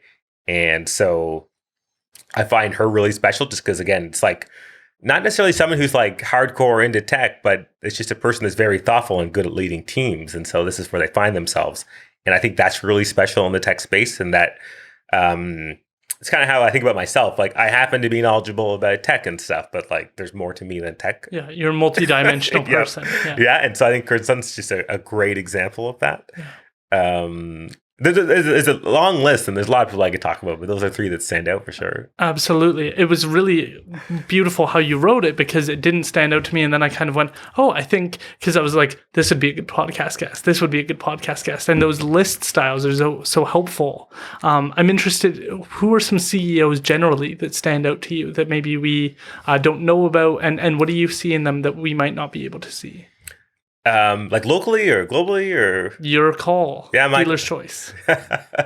I mean, if we stay local just for a bit, there's a woman named Allison Taylor, and she's the CEO of a company called Jane Software or Jane App, some people call them, and most people know counselors, right? This is counselors, physios, massage therapists. They all use their tool for like booking their patients. So it's funny, I talk to most people and they immediately know Jane Software or Jane App. And so it's a North Vancouver company. Wow. Allison Taylor herself was a physio, was like, I need a tool that works the way I want it to work. And it didn't really exist. So her and a business partner, Trevor, created Jane App and then eventually started selling it to other clinics and other health services providers. And that company is doing like over $50 million in annual revenue.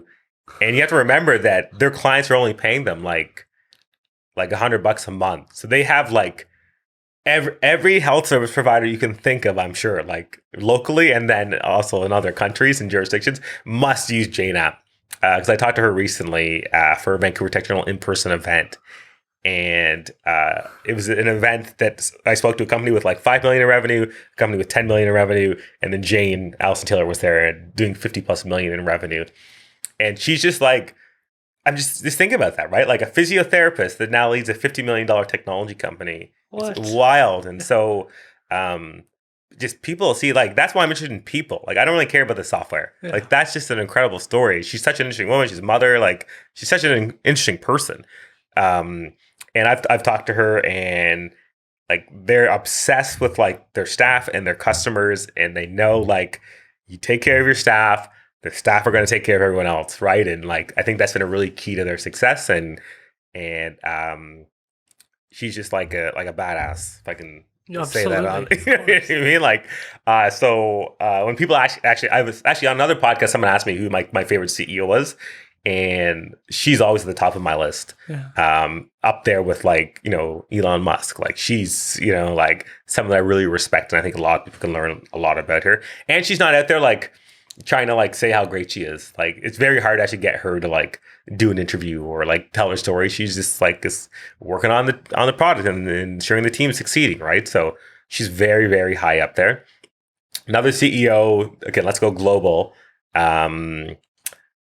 Brian Chesky, he's the CEO of Airbnb. Right. And I don't know, I just think he's a cool guy. Like I don't know him personally, but like I've listened to all his interviews. I've seen how that company's operated since they were founded. Like initially when Airbnb was pitched to investors, most of them thought like, this is insane. Like you're just gonna let like strangers just like stay in other people's homes. Like that sounds like only psychopaths would do that. But a lot of them still backed Airbnb because Brian, like his hustle was just so strong that they were like, even if we think this idea is a bit nuts, like this guy is so passionate about this idea and this guy works so hard, we're going to invest in this company. Yeah. And so again, it comes down to like Airbnb is just like a software app, like whatever, but like the ideas, like, unconventional. And then the work rate of the individual is remarkable. Right. And so again, comes back to what we started with, like the tech space is just interesting because of the people generally. Yeah, I couldn't agree more. And you think of how they've really revolutionized markets. Uber's the same way. Specifically with Airbnb, it's like my partner and I have no interest in staying in hotels anymore because of Vrbo and Airbnb, because there was something stale about the experience in hotels that you didn't know was stale until you're sitting there and you're like, oh, I can have cups. Oh, I can make food. Like, that's not like I don't need to always go out to eat. We can just figure out what works best for us in the space. And it changed a lot of people's thinkings, but it also made people more innovative. And I'm really excited about the direction as a culture we're going, because side interests, passions, hustles, whatever you want to call them, are becoming more commonplace. The idea of having a podcast on the side, or writing on the side through Substack, or having an Airbnb that makes you money on the side. There was just an article that came out that rentals were just outpaced the S&P 500 for the first time ever over the last, I think, 10 years or something, as like a way of bringing in revenue. That's fascinating when the S&P has always been kind of the standard for people. So I have a lot of optimism in regards to kind of the direction that we're going. Yeah, absolutely. Like, it's funny you mentioned Vrbo too. Yes, great website. I use that as well. But again, like people hustling and doing things on the side, and the Airbnb story is just so good. And I love your point about, people working on other stuff. Like, it's funny, I have a full-time job, right? Like, I'm paid well, and I'm still always hungry to try new things and what's another thing I can be working on. Yeah. I just can't help it, right? And I guess that's what a lot of these people are like. Yeah, just passionate and just willing to try new things, because I think that a lot of the freedoms that we have today are for that purpose. So you can go figure out what you enjoy. And I hear a lot of people go it's just too much work. And it's like, if you're doing it and enjoying it, it shouldn't feel like work. It should be like somebody's paying you to do what you love. And we sometimes get into this feeling like anytime we're doing something other than watching TV, it's like work, but it's not. Like, there are times where it's 10 p.m. and I should be sleeping, but I'm working on the podcast because I'm excited to release this interview. I really enjoy the conversation. I see the value of it. And the most fascinating part to me is how much the guest often underestimates the value that they brought. Like, the insightful information they brought. Like, that always surprises me as the host personally, because I'm like, I just loved that conversation. And they're like, oh yeah, I don't know how it'll do, I don't know if anybody, my nonsense. And it's like, why would you, it's just so interesting. Do you see that in other people when you talk to them? So it's so funny. I do, but it's weird because I interview a lot of people too, so I should get this, right? So yeah, I'm on this talking to you, and I'll go home and I'll think oh, did I even say anything interesting? Because I sometimes have a hard time differentiating between what I know and just what everyone knows. Because I don't think I'm special. So I'm always like, well, doesn't everyone know all the stuff that I know? This isn't when I talk about tech and something, is this really interesting? I'll be writing one of our morning reports with the Tech Journal. I think is this even interesting? Doesn't everyone know this? And so I have to remind myself no, Will, not everyone is obsessed with this stuff like you. So they don't know any of this, right? Yeah. That I think is my biggest challenge, is because I love just hearing people's passions. And so I enjoy it being about a topic I know nothing about, and then humbling myself and then going, okay, what do I not know? What questions would be valuable that will help people understand more, to show how many different directions in life you can go. Because I think that it's just mind-blowing how you can go become obsessed with bees or the ocean or indigenous culture or law or tech, or there's just so many different places you can go in life. And you just have to choose one and start to figure out how you can make it meaningful to you. And sometimes it's from those unlikely places, like the lady who started the Jane app. It's she would have never thought that. And then now she's making a difference and making people's lives easier to be able to work with their clients and connect better. And often it's in those little areas where it's scheduling with your counselor. You want that to be easy, because getting help is so important. But I have noticed, I work as a native court worker, that getting on the phone with the person, the counselor, whoever it is, can be a challenge. And then that's discouraging when you're finally, okay, I need the help. And then it's well, I can't get a hold of the person. So this just proves I shouldn't get help. It's so easy when you're doing something outside your comfort zone to kind of quit. oh, the AA meeting was rescheduled. Well, this just proves I shouldn't go. And it's like, no, we need to do better at making sure people connect. And that seems like what obviously happened there. For sure. And like, I just love the idea of people, you kind of talked about it, just pursuing passions, trying new things. Again, apart from like systemic barriers and stuff like that, I think anyone can do like anything, like generally speaking. And the only reason I say this to Michelle, my partner, a lot. Like, I'm like, like everything I've done, I'm like, anyone can do this. Like, I don't know if what I do is even special. I just think like a lot of it, like, how do I describe it? I look at myself and I think of stuff that I've been able to accomplish, and I never think that I have been like so-called qualified to do it. So I'm like, oh, well, anyone can do this thing that I'm doing. I guess I don't know. Like, I just constantly am trying to just see what I can get away with. You know what I mean? It's like I pulled that off somehow. Like, now I have this newsletter. Like, so I have a food blog too. I'm like, yeah, someday that'll maybe be famous. That's cool. Like, why wouldn't I work on this thing that I'm interested in right now? You're on a food blog too. Yeah. But I'll come on again. We can talk about food. Okay, amazing. Because I think that's like the flair that people bring to their excitement. I was trying to think, because as the podcast host, I was like, I'm not doing anything special. But then the counterpoint I tried to make to myself was like, who's going to be as interested in talking to the person as you are? And that's going to be your secret sauce, is like, actually be interested, be engaged. And I'll never forget one of my close friends who came on the podcast. He was fascinated by leatherwork, started a YouTube channel focused on leatherwork. And I was like, okay, I know nothing about how to work with leather. I've never worked with it in my life. Most of the stuff I've owned is like faux leather. It's not real. So I was like, okay, develop questions. Where do you get the leather? How do you develop it? What is the process to make something out of it? How does it feel to make? And he was like, wow, you're really interested. Like, that means a lot to me. I thought you were just going to be like, why do you do this? And like, just kind of be offhanded about it. But it's like, no, that my secret sauce is listening and trying to understand where this came about for them and really engaging in the topic. And that's what I have to hone, because that's what other people won't bring to it that I will bring. And so that's going to be the secret sauce of hopefully the success of this, is actually being interested and not just. There was one person that I've seen, and they do interviews, but they read off the same 20 questions for every guest. And it was like, that is the anti of what I'm trying to do. It's like no question. One person just said like, oh, do you ever ask the same question twice? And I was like, I don't think I've ever asked the same question twice. I don't even think that they're similar in any sort of way. And so that's trying to figure out what you're going to do. That's kind of your differentiation is so key. Well, do you ever, it's funny, I'm surprised we've gotten to this point and I haven't asked you a question, because I've been on some other podcasts and I can usually never help myself, but I have to start asking questions because it's just my nature. Yeah. But do you ever like get to a point where you're like, okay, I'm not sure what to ask anymore? Has that ever happened with you? In the very early stages, it's why part of me doesn't love the research part before, because I'm like, I'm excited about it, it'll be fine. But then there's so many interesting things I learn about the person through the research process. I usually put in 1 to 2 hours of research trying to understand and catch like the little things that most people would miss.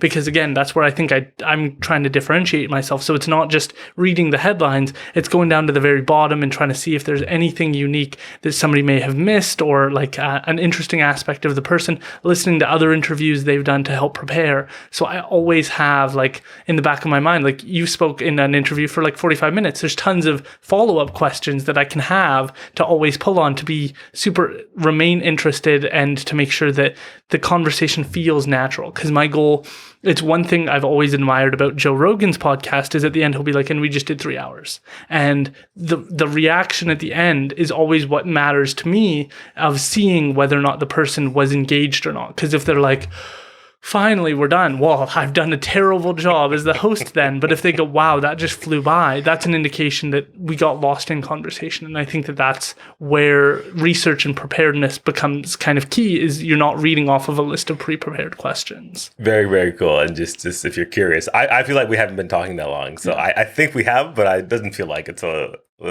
good. Yeah. So I'm interested as to what you think we can gain from learning about the tech space. Like, for people who might not know about Vancouver's tech space, like, do you think that this is good for people just to understand, like, and humble themselves of like, there are great people in this environment that you should learn about? Is it sounds like for you, it's just the journey of people's professional development of growing something that is the standout thing. It's not necessarily, oh, this app has this new piece of technology that allows it to move 2 seconds faster than the last version. It's way more about people's development, which I think is fascinating, because a lot of people would assume, oh, you're fascinated by the new speed of the new laptop and it's 2 seconds fast. Like, that doesn't seem to be, but that's what people think of when they think of technology. Yeah, I don't care at all about the speed of laptops. I love my MacBook, but I don't ever want to write about like hardware or anything like that. Like, that'll come up in a story, but it's that's not what makes me passionate about the tech industry, right? There are a few things that I think are important locally, right?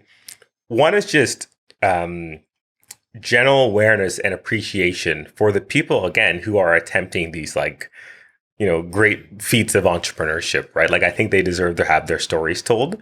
And tied to that is the fact that we were talking about women in tech, right? Like, there might be someone or a girl who's interested in technology and they need role models, right? And it's not obvious that they're going to like get that in their school.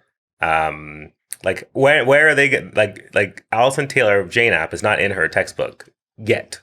Maybe she will be in the future, right? So it's like, I think it's important to tell the stories of people in this city so that other people can go like, oh, interesting. Like, there's an example, or there's a role model, or there's someone's experience that I can like, and they're just here in Vancouver. Like, everyone has heard of Steve Jobs, but Steve Jobs is not from Vancouver, right? So, the stories of incredible people here, I think, are really important, because I feel like people can relate to that more, and they can think like, oh, like, that company's here in BC. Like, that's really cool. Like, Disney has an animation studio in Vancouver. It's like, what? Like, that's cool. I didn't know I could like get into that here in BC. Yeah. So I think stuff like that's really, really important.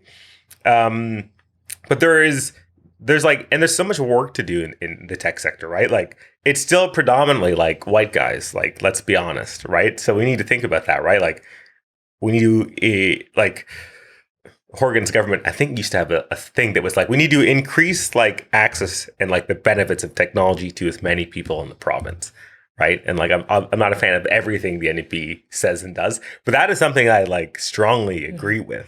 Like, we need to make sure the benefits of like the emerging economy, reach everyone in the province. Like, how do we do that? And I think probably the first thing is like education and awareness.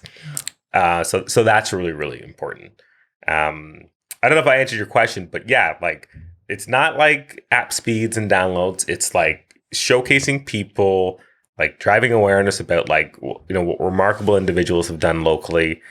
It's telling the stories of potential role models for other people in the province.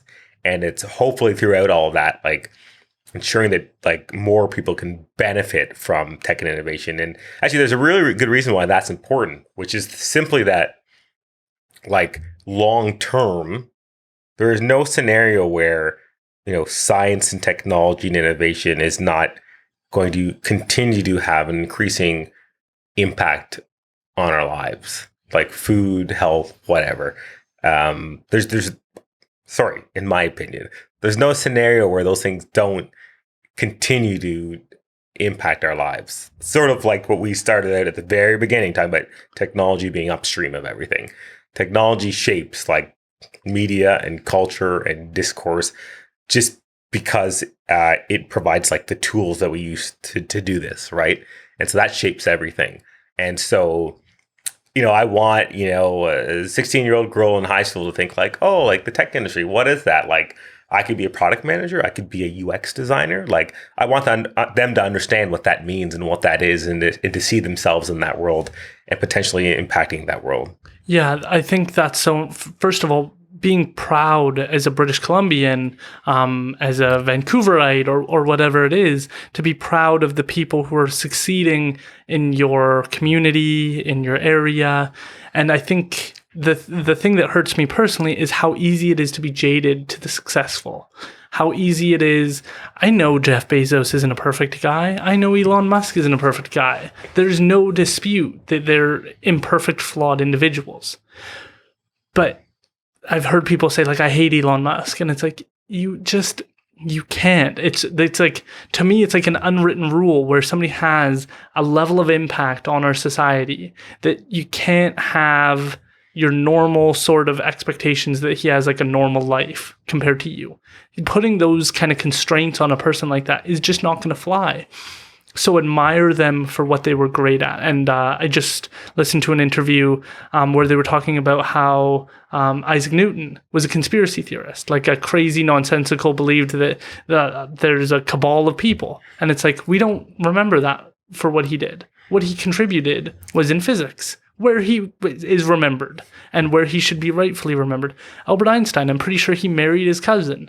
We don't go to Albert Einstein for his relationship advice. We go to him for advice on how physics works. Like, we categorize people appropriately in that regard, but pulling at people for like their biggest mistakes in history and applying that to them, just, it doesn't seem fruitful. It's not that you can't do it, it's just, it's not fruitful. And so appreciating Elon Musk's advancement of batteries, when from my understanding, and I could be wrong on this, battery improvements and innovation is like, it's slowing down and we're having trouble innovating that.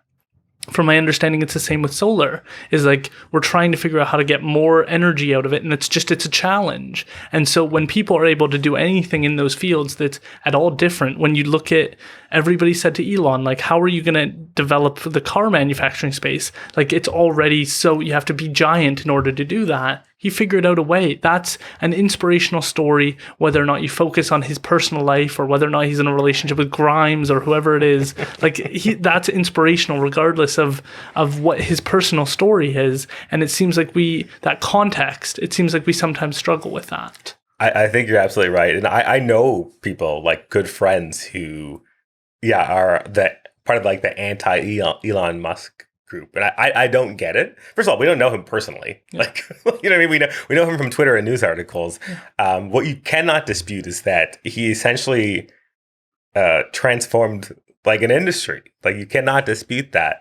And you cannot dispute the fact that all the other auto manufacturers would have dragged their feet on electric vehicles had it not been for Tesla, right? So he literally changed an industry. Indisputably, right?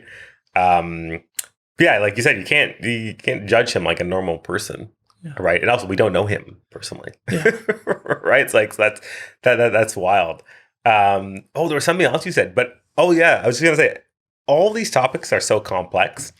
Because if you wanted to dig deeper into like electric vehicles and stuff like that, and like battery power and technology, then it's like, okay, well, where do you get the materials to create batteries, right? And it's like, well, you get those from the ground. So then it's like, there's a whole other conversation to be had about like, okay, well, how are we getting like these like minerals and these ores from the earth? And like, and it's cool though. There are companies in BC that are focusing on stuff like exactly that type of stuff. So I find that really exciting about BC. Yeah, I actually just got to speak with, I didn't speak with, he was speaking, David Eby, who's running for premier of the NDP. And he was talking about how we need to grow our mining industry and be proud of it. And it was like, I didn't see that coming from him. I didn't see that coming from, usually resource extraction is a very conservative position. So hearing that from him was very surprising. And he was talking about how we're going to do it ethically, equitably, try and be fair about it.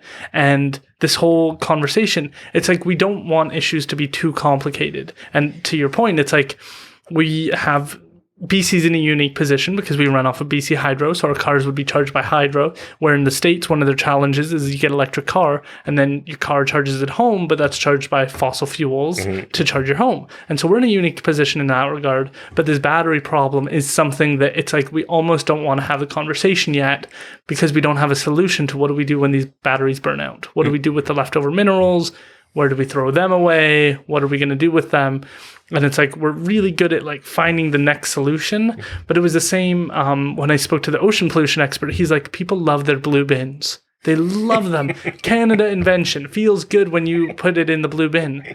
Recycling's not as effective as anybody wants it to be. It's nowhere near the success that we needed it to be. It's not a long-term solution to the problem. And it was like, oh, we don't want to hear that. Like, I like my blue bin. It makes me feel good. Oh, that's so interesting. Yeah, it's a really good point. The David Eby point's very interesting. I need to go look that up. I should also tell him, again, this is another thing where, again, tech and innovation in BC is so special to me.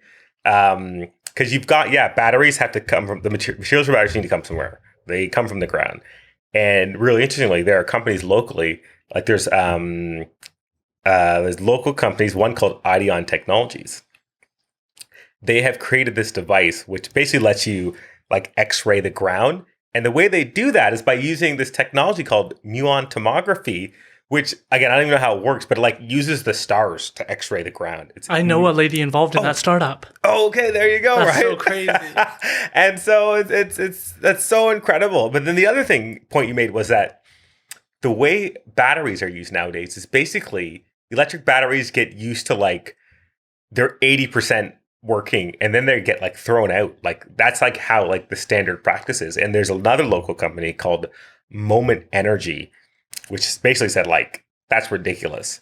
And the way James on my team wrote about it in an article was like, it's like taking 2 sips out of a beer and then throwing it away, right? That's what we do with our batteries right now. And so there's a local company called Moment Energy, which is figuring out how to repurpose them. And again, it's like, it's another local company. And it's like, if they're successful, it's not just impact on Vancouver and BC and Canada, but that's a global solution. Yeah. Right. So, like wrapping a whole bunch of different like points together, but like complex, but then it's really neat to see the solutions to some of these complex problems that are here, like homegrown. Yeah, I had Sammy Can on, who's a chemical engineer at SFU, and he was talking about the process of trying to find solutions to cleaning solar panels because it's an underestimated problem. But if you have caked on dust or plants or anything get on top of it, well, your solar panels are not going to operate as efficiently. But sending someone up to the top to clean that every 3 months, 2 months, however fast it gets dirty, that's a very difficult problem to solve, where you need something to be easy, where it's clean and it's taking in the full rays of the sun. And it's like, it's interesting to hear those problems. And I think there's that, it's Squamish or Whistler-based company trying to extract CO2 from the environment. And carbon engineering. Yeah, it's just a fascinating area of kind of advancement. And personally, I think it's fascinating because we haven't figured out how to do it better than trees. And it's so weird to think about that. Like, we think we're so intelligent, and then you think about how the fact that a tree will disintegrate into nothing. It will take in all those solar rays, disintegrate into nothing, and not exist anymore. And like, we can't do that. Our solar panels, it's like, what do we do with this giant piece of metal afterwards? It's like, it's very weird when you think about like our limitations as people. It is weird, and it's not weird in the sense that, nature figured this all out before we came here. Yeah. Right? Yeah. But we can't like replicate it. Like, why can't, other than growing a tree, it's like we can't replicate what it did, yet we can go, this is how a tree works. Mm-hmm. Yeah. That's a really good point. Yeah, we know exactly how it works, and yet can't do it like the same. Yeah. Yet. Absolutely. So do you think that there is like a community growing? Do you think that there's challenges facing this community in terms of technology in BC? Do you think that there are ways we could do a better job of supporting it, opening the doors, saying BC's ready and our tech space? It's like, we don't have that same Silicon Valley kind of vibe here, or maybe we do and we don't know about it, but it doesn't seem as well known. Is there a way we can kind of unlock the potential here and max it out? It sounds like that's what you're working on by encouraging local entrepreneurs in different communities. But what do we need to do to kind of grow this space? Yeah, it's such an interesting question, and like this whole conversation that could be just around like the tech community and how to grow it and what it's going through right now. I mean, when I think about the Vancouver Tech Journal and like potential future tech journals, like my goal is really to increase like the audience for like tech and innovation stories, right? So I want more people to be aware of like the potential of the sector and like, what is their role in it? How does it impact them? That's what I want to see, not just in Vancouver, but across the country. And in Vancouver, it's interesting, most tech ecosystems around the world, when they compare themselves to like, where are the best tech communities? Of course, Silicon Valley, because it's like the OG, that always comes up. A good friend of mine, Chris Newman, he works at a VC firm called Panache Ventures. He always says, actually, the better comparison for a place like BC and Vancouver is Austin, Texas, because similar amount of people, right? Post-secondary institutions, that sort of thing, right? And so he says, first of all, we need to like get rid of our obsession with Silicon Valley. Let's compare ourselves to like a city of the same size or a community of the same size, which I like that idea. That's like, oh, okay, like what are we actually similar to? Compare ourselves to that community. But Vancouver and BC, like let's think about like what tech ecosystems need, right? So no shortage of ideas. No shortage of entrepreneurs starting companies. What there is a shortage of is people. So every company, despite the fact that there were layoffs, and I could get into the layoffs conversation, every company is still basically hiring, even the ones that laid people off. And then you also have large companies like Microsoft and Amazon that have like 5,000 job openings. Well, Amazon does, right? And then Microsoft has thousands, right? So it's like there's not enough people. Right. And then the other thing is related to people, which is executive talent or specialized talent. So people that have grown a company from $1 million revenue to 20 million in revenue, then from 20 million in revenue to 100 million in revenue. And you only get that when you have a mature sector, right? So in many ways, the Vancouver and BC tech ecosystem's not even old enough to have people that have worked at companies for 30 years, right? Like it's not old enough, like there aren't that many people here. So people need to move here to work at those companies, or we need to hire people from other places to work with our companies. And the interesting thing is that COVID forced a lot of companies to do that. So there's a local company here called Boast. They have software to help companies get R&D tax credits from the government. So I'm a company and I've researched something and I've spent $20,000 and I've hired this engineer. And the federal government will say, okay, great, we're going to give you 75% of that person's salary back.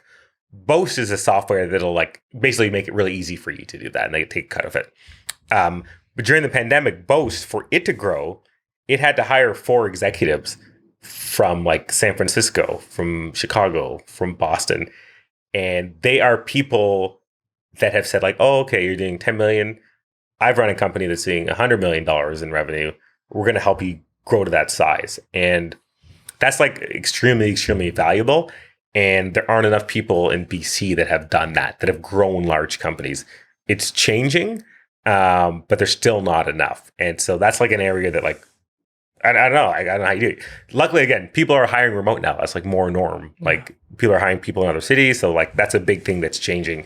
And the other thing that's changing locally is that there are just more big companies. And like, so the other thing that I didn't mention, which is that in order for an ecosystem to succeed, you need capital. In many cases, access to capital.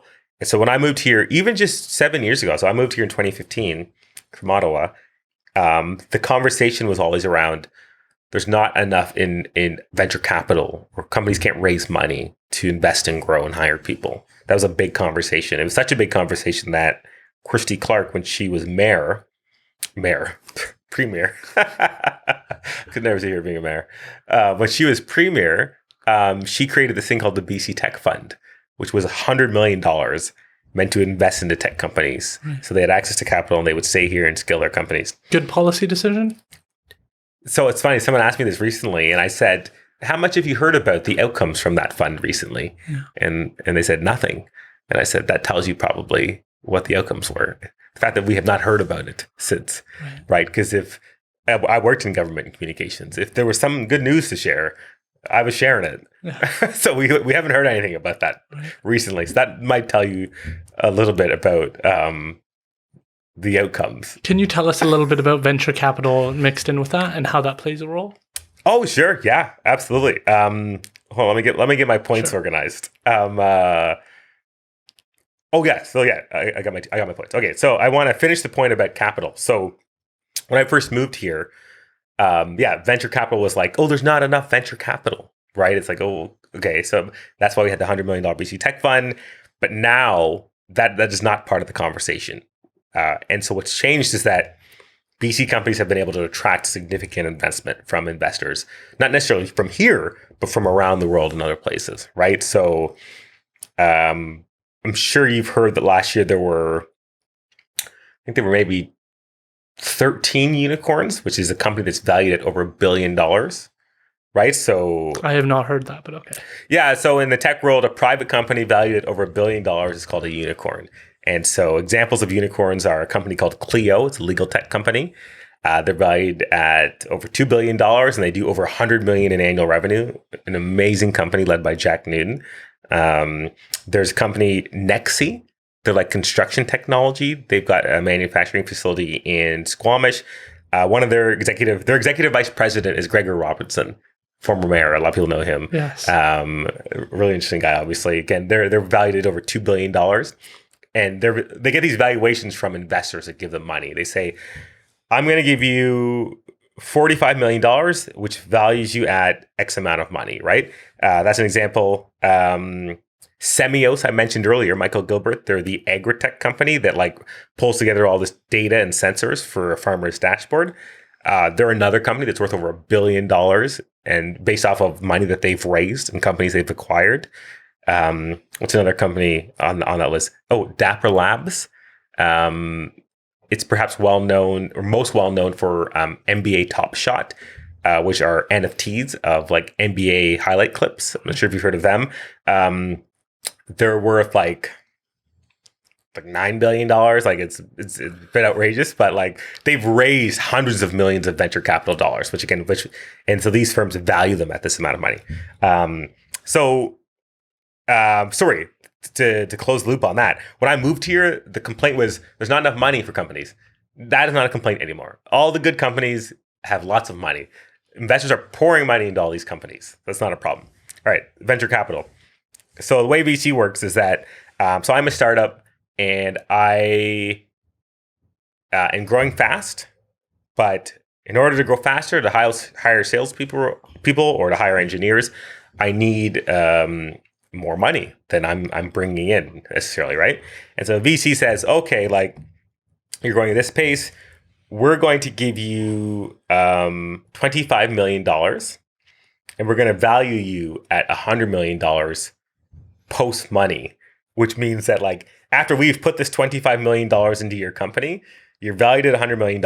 And I use that example because it's simple math. And we own 25% of your company now, right? Because you're valued at $100 million and we've given you $25 million, right? And the expectation is that you will go and like, 10 years from now, you're going to be valued at like 10 times that amount of money. So we're going to get 10 times our investment back, right? So that's all it is, right? And VCs, they don't invest their own money. They have a bunch of other rich people called LPs, limited partners.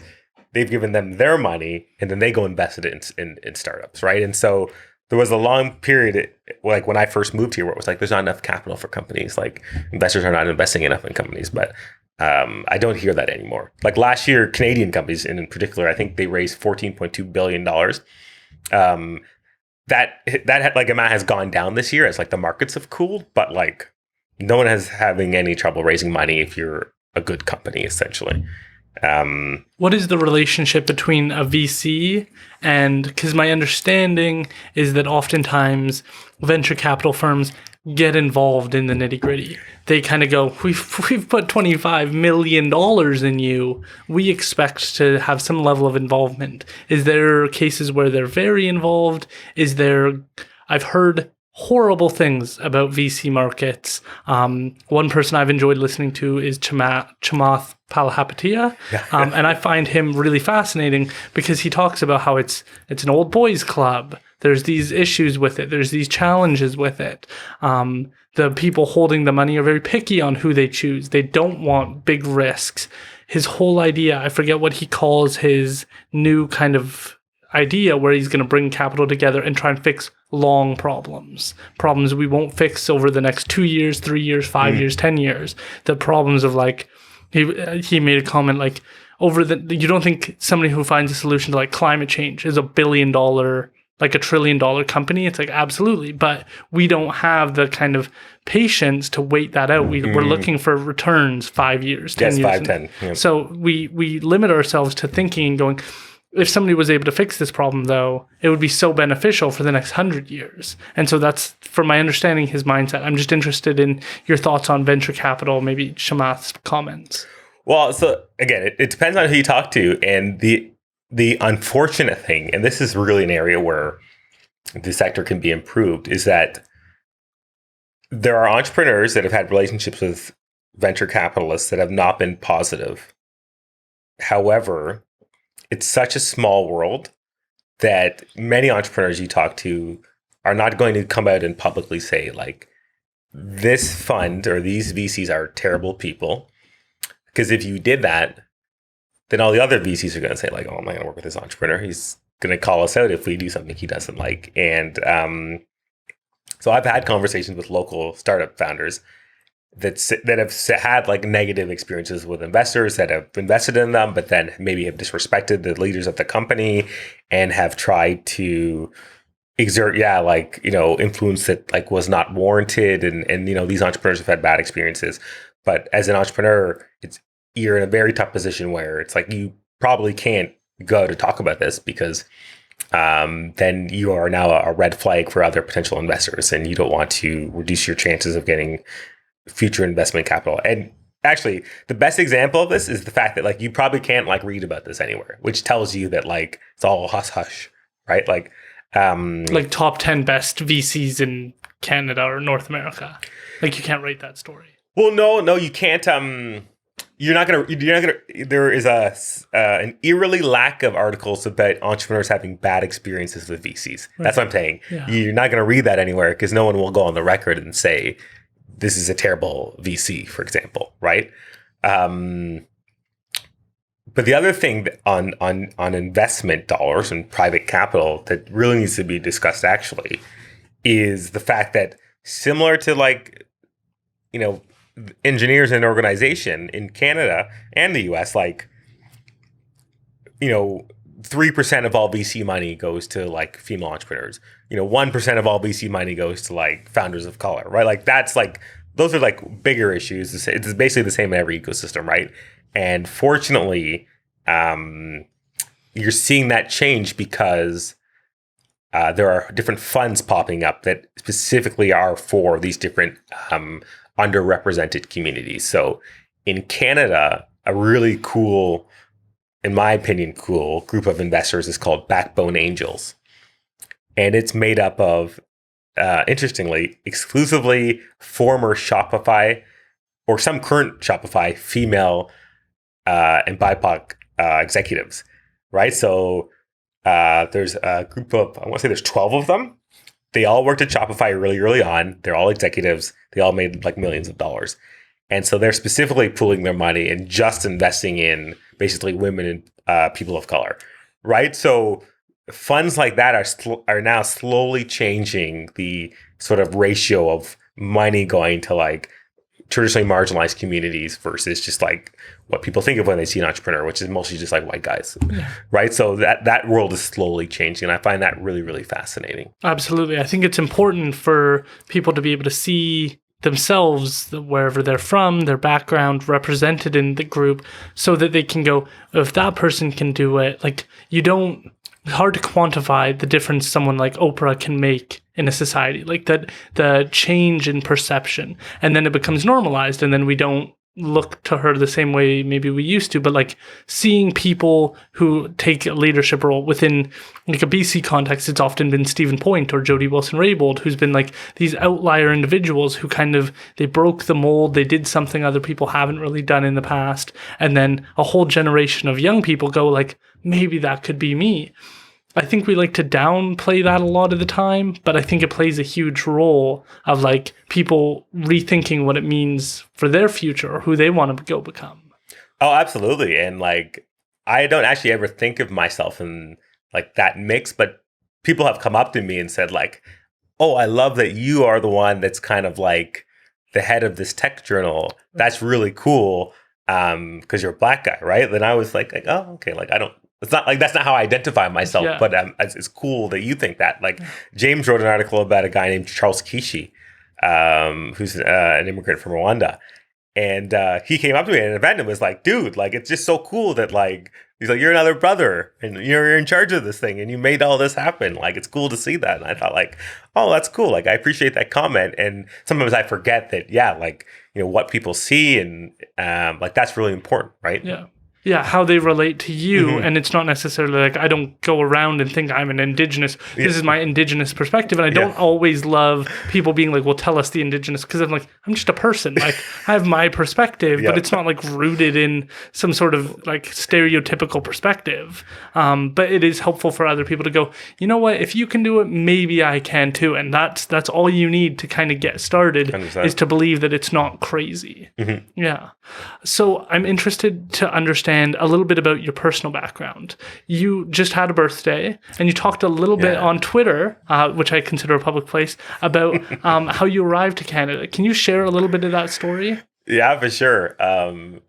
It's pretty cool actually, in my opinion. And like I don't always talk about it, but like when you think about it, it's like it's kind of crazy, right? So I was adopted from Jamaica, and recently on Twitter, I posted this tweet saying like August 9th. That's what my mom calls like our special day. So August 9th is when I was adopted from Kingston, Jamaica in 1990, right? And so, I was born in Kingston, Jamaica. And this is the crazy bit, which I think I'll like write in a prologue if I ever write a book or something like that, which is that I was like left. This is like from a movie. I was like left in a basket at the police station in Kingston, Jamaica. So like a cop found me, like abandoned like little note, right? And they were like, oh, okay, like we have a baby now. Like what? Like this is the police station, right? And so in Kingston, Jamaica, actually, it's a place called Payne Avenue. Like you can look it up. Like it's like very dangerous spot in Kingston. Kingston's not a safe city. Anyway, and they named me Lawrence Dixon, which was after the cop that found me in Kingston, Jamaica. And like if you look at like my like social services paperwork, it's like Lawrence was found at like 204 on Payne Avenue, which is crazy to think about, right? Anyway. I was adopted by Linda Johnson, my mom, and she's like a legend. How is she a legend? Wow, just like so, she adopted me, but from Kingston, Jamaica, and she adopted my older brother Timothy from St. Vincent. It's near Barbados, another little island. And then I have a younger brother Andrew from Scarborough, and I always tell him he's not that interesting because it's Canada, right? But anyway, so 3 boys, all black. Well, Andrew's mixed, and single mom, and she's white. It's white single mom in a little like farming community. Adopted 3 black kids, and that's why she's a legend. And somehow racist, and like we're all have like a good head on our shoulders. So so that's what happened. That's what that tweet was about. So I came here August 9th, 1990, raised in Winchester, Ontario. And I always feel really fortunate. Like I just had like a great life. Like, raised by my mom, Linda, and babysat lots by her best friend, Jan, and my grandmother, Eva Dorothy. And so I had like a great childhood. Like, it was a really small community, like 5,000 people. Like I played hockey. I was, I volunteered. Like my mom was a nurse for 40 years, and she eventually ran the oncology unit in the hospital in that area. And so I think I benefited from the fact that she was like quite well known. Like everyone in the community knew her, and we were like the only colored people in the town, me and my brother. So like in many ways that probably helped me because I could not get into any trouble because everyone knew me. Like we were automatically we were more popular than like the mayor because you could not know the Johnson boys because there were 3 of us and we were the only not white people. Yeah. So that I always think that like that kept me out of trouble. Yeah. Couldn't get into trouble because it was too obvious who I was. Yeah. Like I had a great upbringing. Yeah, played hockey, sports, everything. Went to university in Ottawa. Went to Carleton University. Yeah. And just like I had a great upbringing where actually it's funny. This goes back to what like we just were talking about, like being a black person, being an Indigenous person, like. That was like never my identity. And I actually even recently, I wrote this like personal essay for the Globe and Mail a few years back where I was like no one ever like treated me differently or anything like that. And so that never actually became part of like something I actually identified like really strongly with. Right. For better or for worse, I don't know. Like maybe like it would have been better if I was like identified more with that part of like my heritage, but it just wasn't something I thought about a lot. And And growing up, like I could always do anything I wanted. Like my mother never said like you're going to be treated differently because you're black. Like never heard any of that, and so I didn't pay much attention to it. And because people always ask like, oh, like is anything like have you ever experienced racism or anything like that? I always say like maybe I have, but since I am so like since I don't think about it, like it maybe like no red flag went off or anything. Like maybe I was on the bus and someone didn't sit next to me, and then it's like, well, I don't really think about that. Like if I listen to my podcast, so I just don't notice that type of stuff as much as maybe some other people have. Like if you were in a different city or in a different setting, or you grew up with a different upbringing where you were told different things about the world. So I find that stuff really interesting to think about. I agree. I feel the same way where I can't remember a time where being Indigenous ever acted as a barrier. In fact, more recently, it seems like my community helped pay for my education. They opened doors. It's led to better opportunities, but I'm always just like thinking that it's based on my color or race seems like it's like a very, very last resort. Like if I were to go there, I would want to think maybe I was being a jerk, maybe I was misreading it, maybe like I'm going to go to those spots before I resort to that kind of level of analysis, because it seems like a dangerous kind of level of analysis to start with. If you're just going to be like, maybe they did it because they hate me and they think that my skin color and that I'm like a dirty native or something terrible. It's like, that doesn't seem like a fair place to start with people if you're having that kind of conversation. Yeah, I agree. I just, that would be absolutely be the last thing I would think if like I didn't get some opportunity or something like that. Right. And like, yeah, like, so I grew up in a little town. I played hockey and was pretty good for the little town. You know what I mean? I went to university, always had great opportunities, had a blast in university, got good jobs, had good friends, networked, I did all this stuff, graduated, and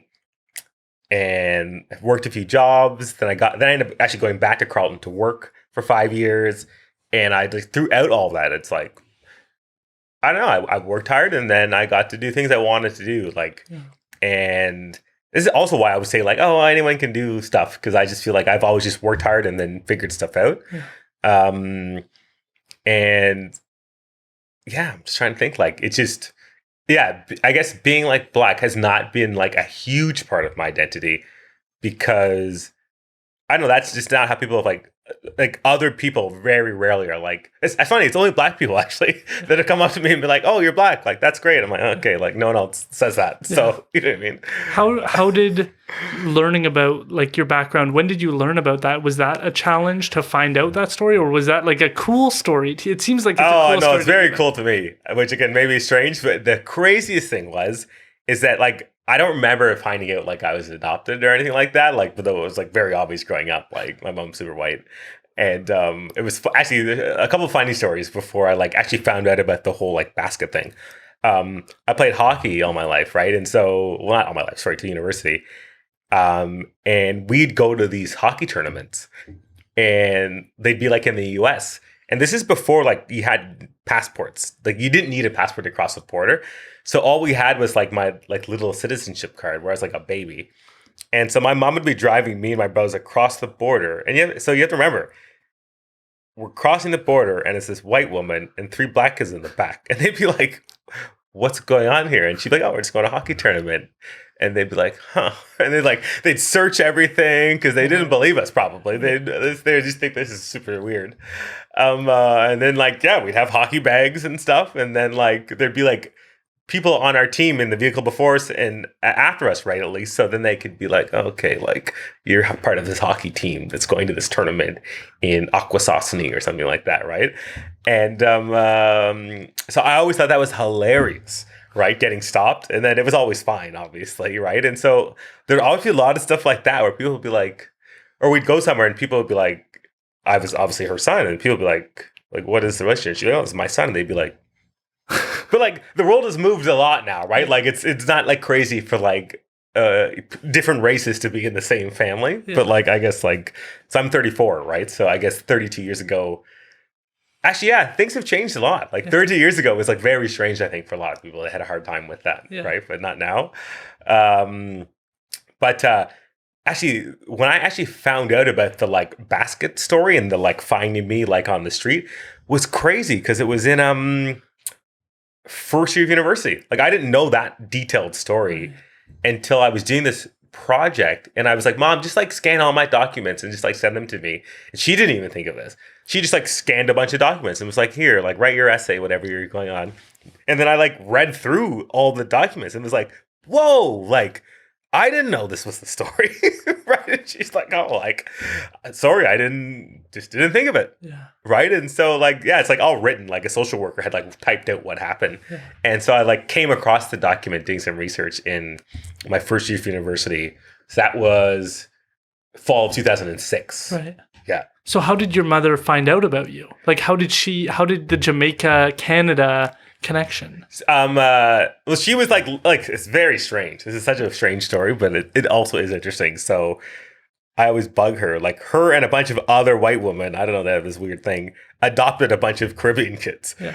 And I actually, it's a good story and a sad story in that not all of the kids are doing as well, I guess, as I'm doing. But I always say that's like a testament to how, that's why I call my mom a legend, in that like out of the cohort, it's actually a very good sociological case study in that like 10 kids were adopted from different Caribbean islands around the same time. And then by white mothers, and we're all doing like pretty differently actually. So I'm like, someone needs to study this. Anyway, she dealt with like a social worker and someone who like helps like people like adopt children. And the really cool thing was that there's a woman named Dawn from Jamaica that was like the one that helped my mom get me. And my mom and I went back to Jamaica in, I want to say 2014. And the last time Dawn had seen me was when I was a baby. So, I didn't remember her, but she remembered me, right? So it was crazier for her than me. Yeah. I was just like, oh, hey, I was like, I'm an adult now. Like, I'm doing well, which is great. Thanks for your help. You know what I mean? But for her, it was more exciting. That's incredible. Yeah. So let's do the sociological question. Mm-hmm. What, if you had to attribute what your mother did for you, what would be the things you think stand out to you as like this is what helped, this is what made me feel supported, this is maybe what other people missed out on that my mother had?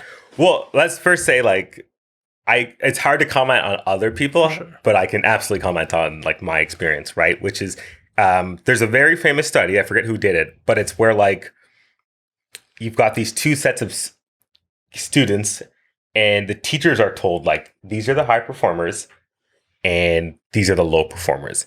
And teachers are told that. It's false. It's actually the reverse. But what ends up happening is by the end of the term, the ones that the teachers were told are like the high performers were the high performers.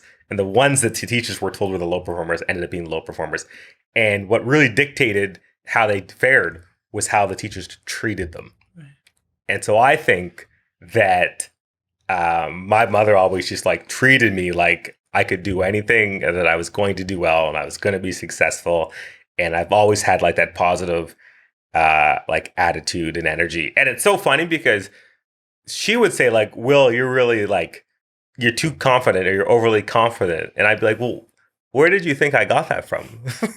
Right? Like literally it wasn't a father, right? So it could only have been you, right? So I think that is just been pretty critical. Like I grew up thinking like I can do the things I want to do. And like Jan and my grandma, also legends, like they just, I don't know, like I just was always supported growing up. Yeah. And I don't know, I'm the middle child. And I feel like middle childs are supposed to feel like neglected or something like that. Like we're supposed to have an issue, but I definitely didn't.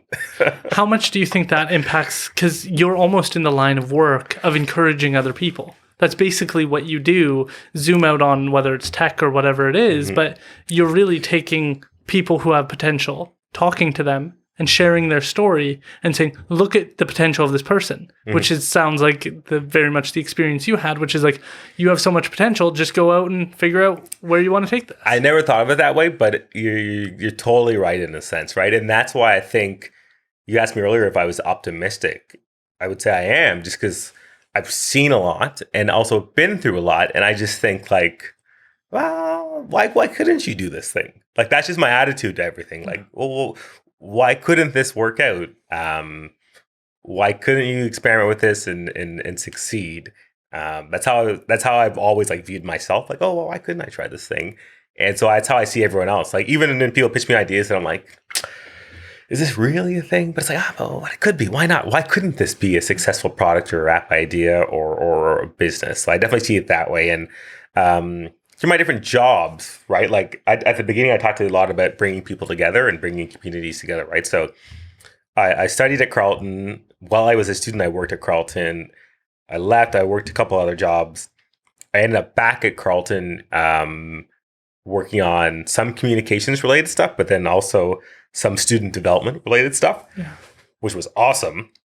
And so a lot of that work was like conversations with like students and emerging leaders and like, what do you want to do, with your life? And like, I'm very used to being in conversations with people where I'm saying like, yeah, like, of course you can do this. Why wouldn't you do that? Like, what are the tools you need? Like, let me help you. Let me connect you to the tools or the resources, the people that you need for support so you can succeed and achieve more. And so that's been part of like my work in one way or another for, when did I graduate? I graduated university in 2010. But I was doing this type of stuff before then. So yeah, it's wild to think back now. It's been over a decade. Yeah. Yeah, there was somebody on your LinkedIn who made a comment about how you have a knack for seeing people, understanding sort of their mindset behind I things. can't believe that comment is still there, eh? Yeah. Wow. That's funny. So I went to high school with that girl. And you're right, eh? I think that's over a decade ago, that comment. Yeah.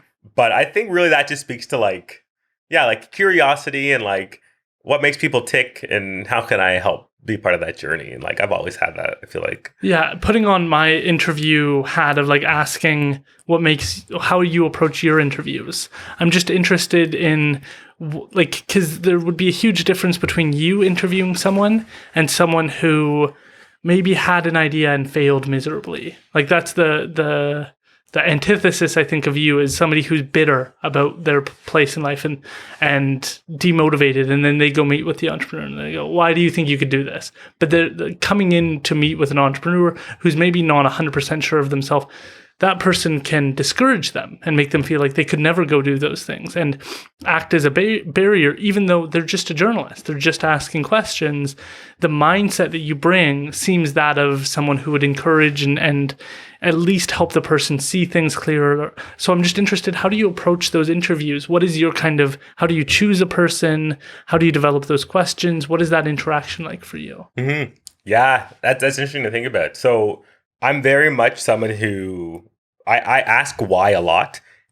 At the same time, I'm very much a person that says, well, have you also thought of this? Like, here is another approach that maybe you haven't taken. And then the other way I would say is, I'm actually not into improv, but I know this thing in improv where people say yes and. Like, you sort of like take what they've given you and then you like continue it on. So someone will say like, oh, and then we were thinking of doing this. And then I'm like, oh, okay. And then are you going to do this with this? Is this like where you're taking it? So I'm very much just open to ideas in that sense. Whenever I'm thinking about like who I'm going to talk to, and actually it's good that you asked that because I actually interview far fewer people than I used to because I've got like the team now. And I'm working on more like partnerships related stuff with the business. But yeah, again, for me, it's like always like the story and thinking like, yeah, like it's the same answer as before, which is I'm always like, oh, who's this person? Like, is there an interesting story that I can get? Like, what's like the nugget of insight that this person will have uniquely that we can like tell the rest of the world and share? Yeah. If you've listened to the documentaries, you've heard from the people that you admire, who's your white whale? Who is the person we can call them, get them on the phone, and you can go meet with them in person? Who is that person you'd love to have that interview with? Alive or dead? Who is the person you would like to ask some questions? Is this like tech people, like Elon or no? Because your mindset is not limited to the tech space. I don't want to reduce you to that because you basically said that journey fascinates you. So who's your white whale? So another issue I have is that it's like, oh, how do I just choose one? But how about I give you two? Sure. One of these people is Walter Isaacson. So Walter Isaacson is many things, but I was introduced to him because he wrote a bio of Steve Jobs. He wrote a bio of Benjamin Franklin. He wrote a bio of Einstein. So people like that. But he also was the CEO of CNN at one point. He also was the editor of Time Magazine at one point. Oh, so he is, and he was also the president of the Aspen Institute for Ideas. So this is a writer, but also an organizational leader. And so that's sort of what I've always seen myself in. Like I've managed people and led teams, but I've also been a writer. So I've always thought, well, that's like really interesting. Like creatives who are also like operators, like that's an interesting individual. And I've always wanted to be more effective in that. And then another person that, actually two more people quick. I'll do two quick. Another person is Tom Ford. He is a fashion designer. And I'm not like into fashion necessarily, but I'm into everything. And this and he's interesting in that he like saved Gucci. That's one thing. The other thing is that he also directs films, right? So I just like anyone who. Sorry, how did he save Gucci? When Gucci was like losing mind. Have you watched the movie House of Gucci? No. Who's in it? Lady Gaga is in it, and who's Adam Driver? Or Diver? Very good movie. Anyway, Gucci was like going under, and then he came and like redesigned everything and saved like the brand. It's more in depth than that, but like you should check it out. Anyway, and he was like a young like up and coming designer that they came to save the brand. Yeah. But he's also like a film director and does like multiple other things. Yeah. And again, I just like people who are like, well, I'm not just a designer. I also do this other stuff. And another example of that, which is why I would choose this person over like, well, hold on a second. The caveat is like Barack Obama is number one, but forget him. That's obvious. The last one is Eric Good. Why is Eric Good interesting? You should look him up. He is the guy who created and directed the Tiger King series, right? That everyone watched like during early pandemic, right? Yeah. Right. But he also owns like an art gallery. He co-owns the Waverly Inn, which is a nice restaurant in West Village. Directs films. So he's just another individual that has multiple creative endeavors and somehow manages to pull them all off. And I love that idea. Yeah. Those are really good choices and just offers an insight into who you see as interesting. Is there any specific questions you'd have for any of them that stand out to you that you're like, if I could get this question answered? Yeah, like this is where it's like, this is less interesting. I'd have very practical questions like, how do you structure your day? Right? Because I want to know at what point in the day should I be like expending my like creative energy, and then like, what are the things that whenever you're like totally gassed, what should I be doing then? Like, is that when I should be doing like email, right? Like, or like at what point in the day should I like split these things up? Like Walter Isaacson famously, he'll like start writing at like 9 p.m. and he'll write till like 2 a.m. Right. And I'm like, that's crazy. Like I go to bed at like 9:30, right? So it's like I would want to learn like very practical things about like, how do you get the most out of yourself every day, especially when you're juggling all these different things? Yeah. That is very insightful. And I think those tools, when we can hear from really successful people like Kevin Hart, I think has an insane schedule in terms of like doing movies. I think Dwayne "The Rock" Johnson does something similar where it's like movie, developing comedy, writing, doing an audiobook, like just so much on the go every day that it's like, how do you manage that? How do you keep the passion, the excitement, the energy going through such a long period of time without kind of going, I don't really care about this. I just want to go home and take a nap. Like, how do you keep that fuel? And I think that those people remind us that, like, we like, and I'm sure you deal with this, people being like, I'm busy.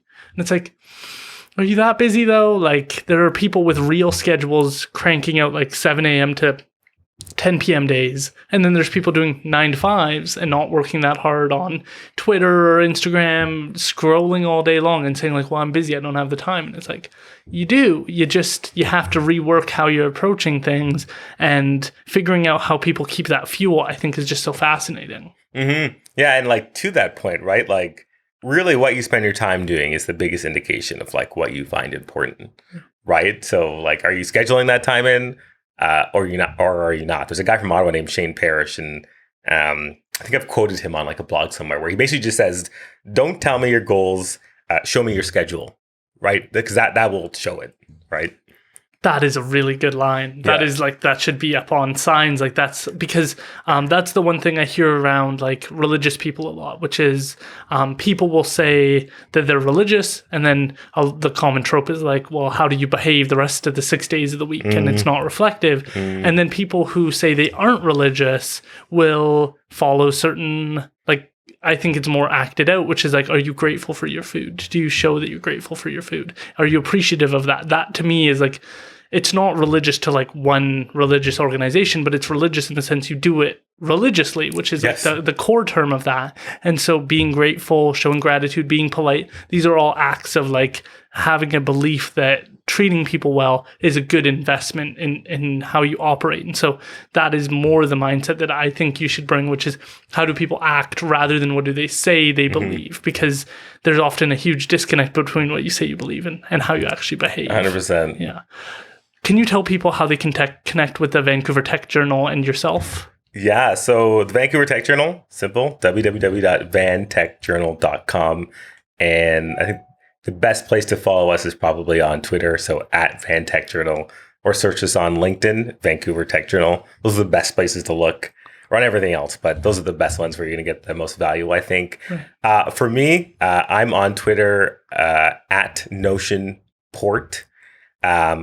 That's funny, you didn't ask me what that means. Notion port is very simply like, think of an airport or a port where goods and services come in. Yeah. But think of it as a place where like ideas come and go, or ideas and stories come and go. So that's where Notion port came from. I thought of that like, I think a decade ago. I was going to ask if you didn't answer it there. Oh, okay, there you go. Right. So @NotionPort. And so that's Twitter, LinkedIn, Instagram. That's the same everywhere. Right. I always use the same handle. And those are probably the best places to find me. Man, this has been such a blast to be able to hear from your perspective, those movers and shakers in the space.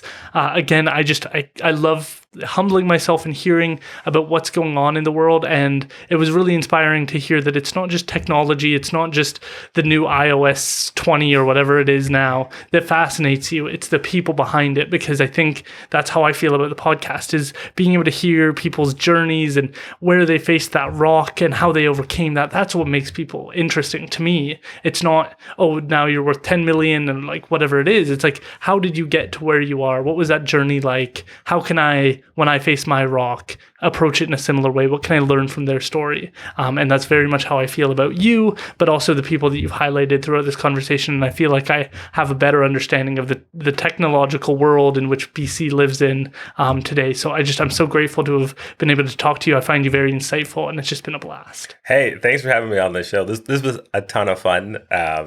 Honestly, it feels like 5 minutes, but then also 2 days. So I don't know. It was fast and quick. We're at 2 hours and 45 minutes. No way. Yeah. Wow. Okay. Well, it was a blast. So thanks for having me on the show. To be clear, you thought you couldn't do, what was it, 90 minutes? I was like, there's no chance I can do more than 90 minutes. Yeah. And so, I mean, you know your guests better than we know ourselves, I think. Well, it's been such a pleasure. Go check them out. It's been so interesting. I'm following Vancouver Tech Journal. I've already enjoyed subscribing and learning more about the people who are going on. One of them is the person who invented, what is it called? Club Penguin. And that guy's journey. Lane Merrifield. Yes. Yeah. If you want to learn more about that, you got to go subscribe. You got to go check out that full story, because I found him very interesting, and you guys did a great job of reporting on him. So go check him out. Follow him on Twitter, LinkedIn, Instagram. And thank you again for taking the trip out. Thank you.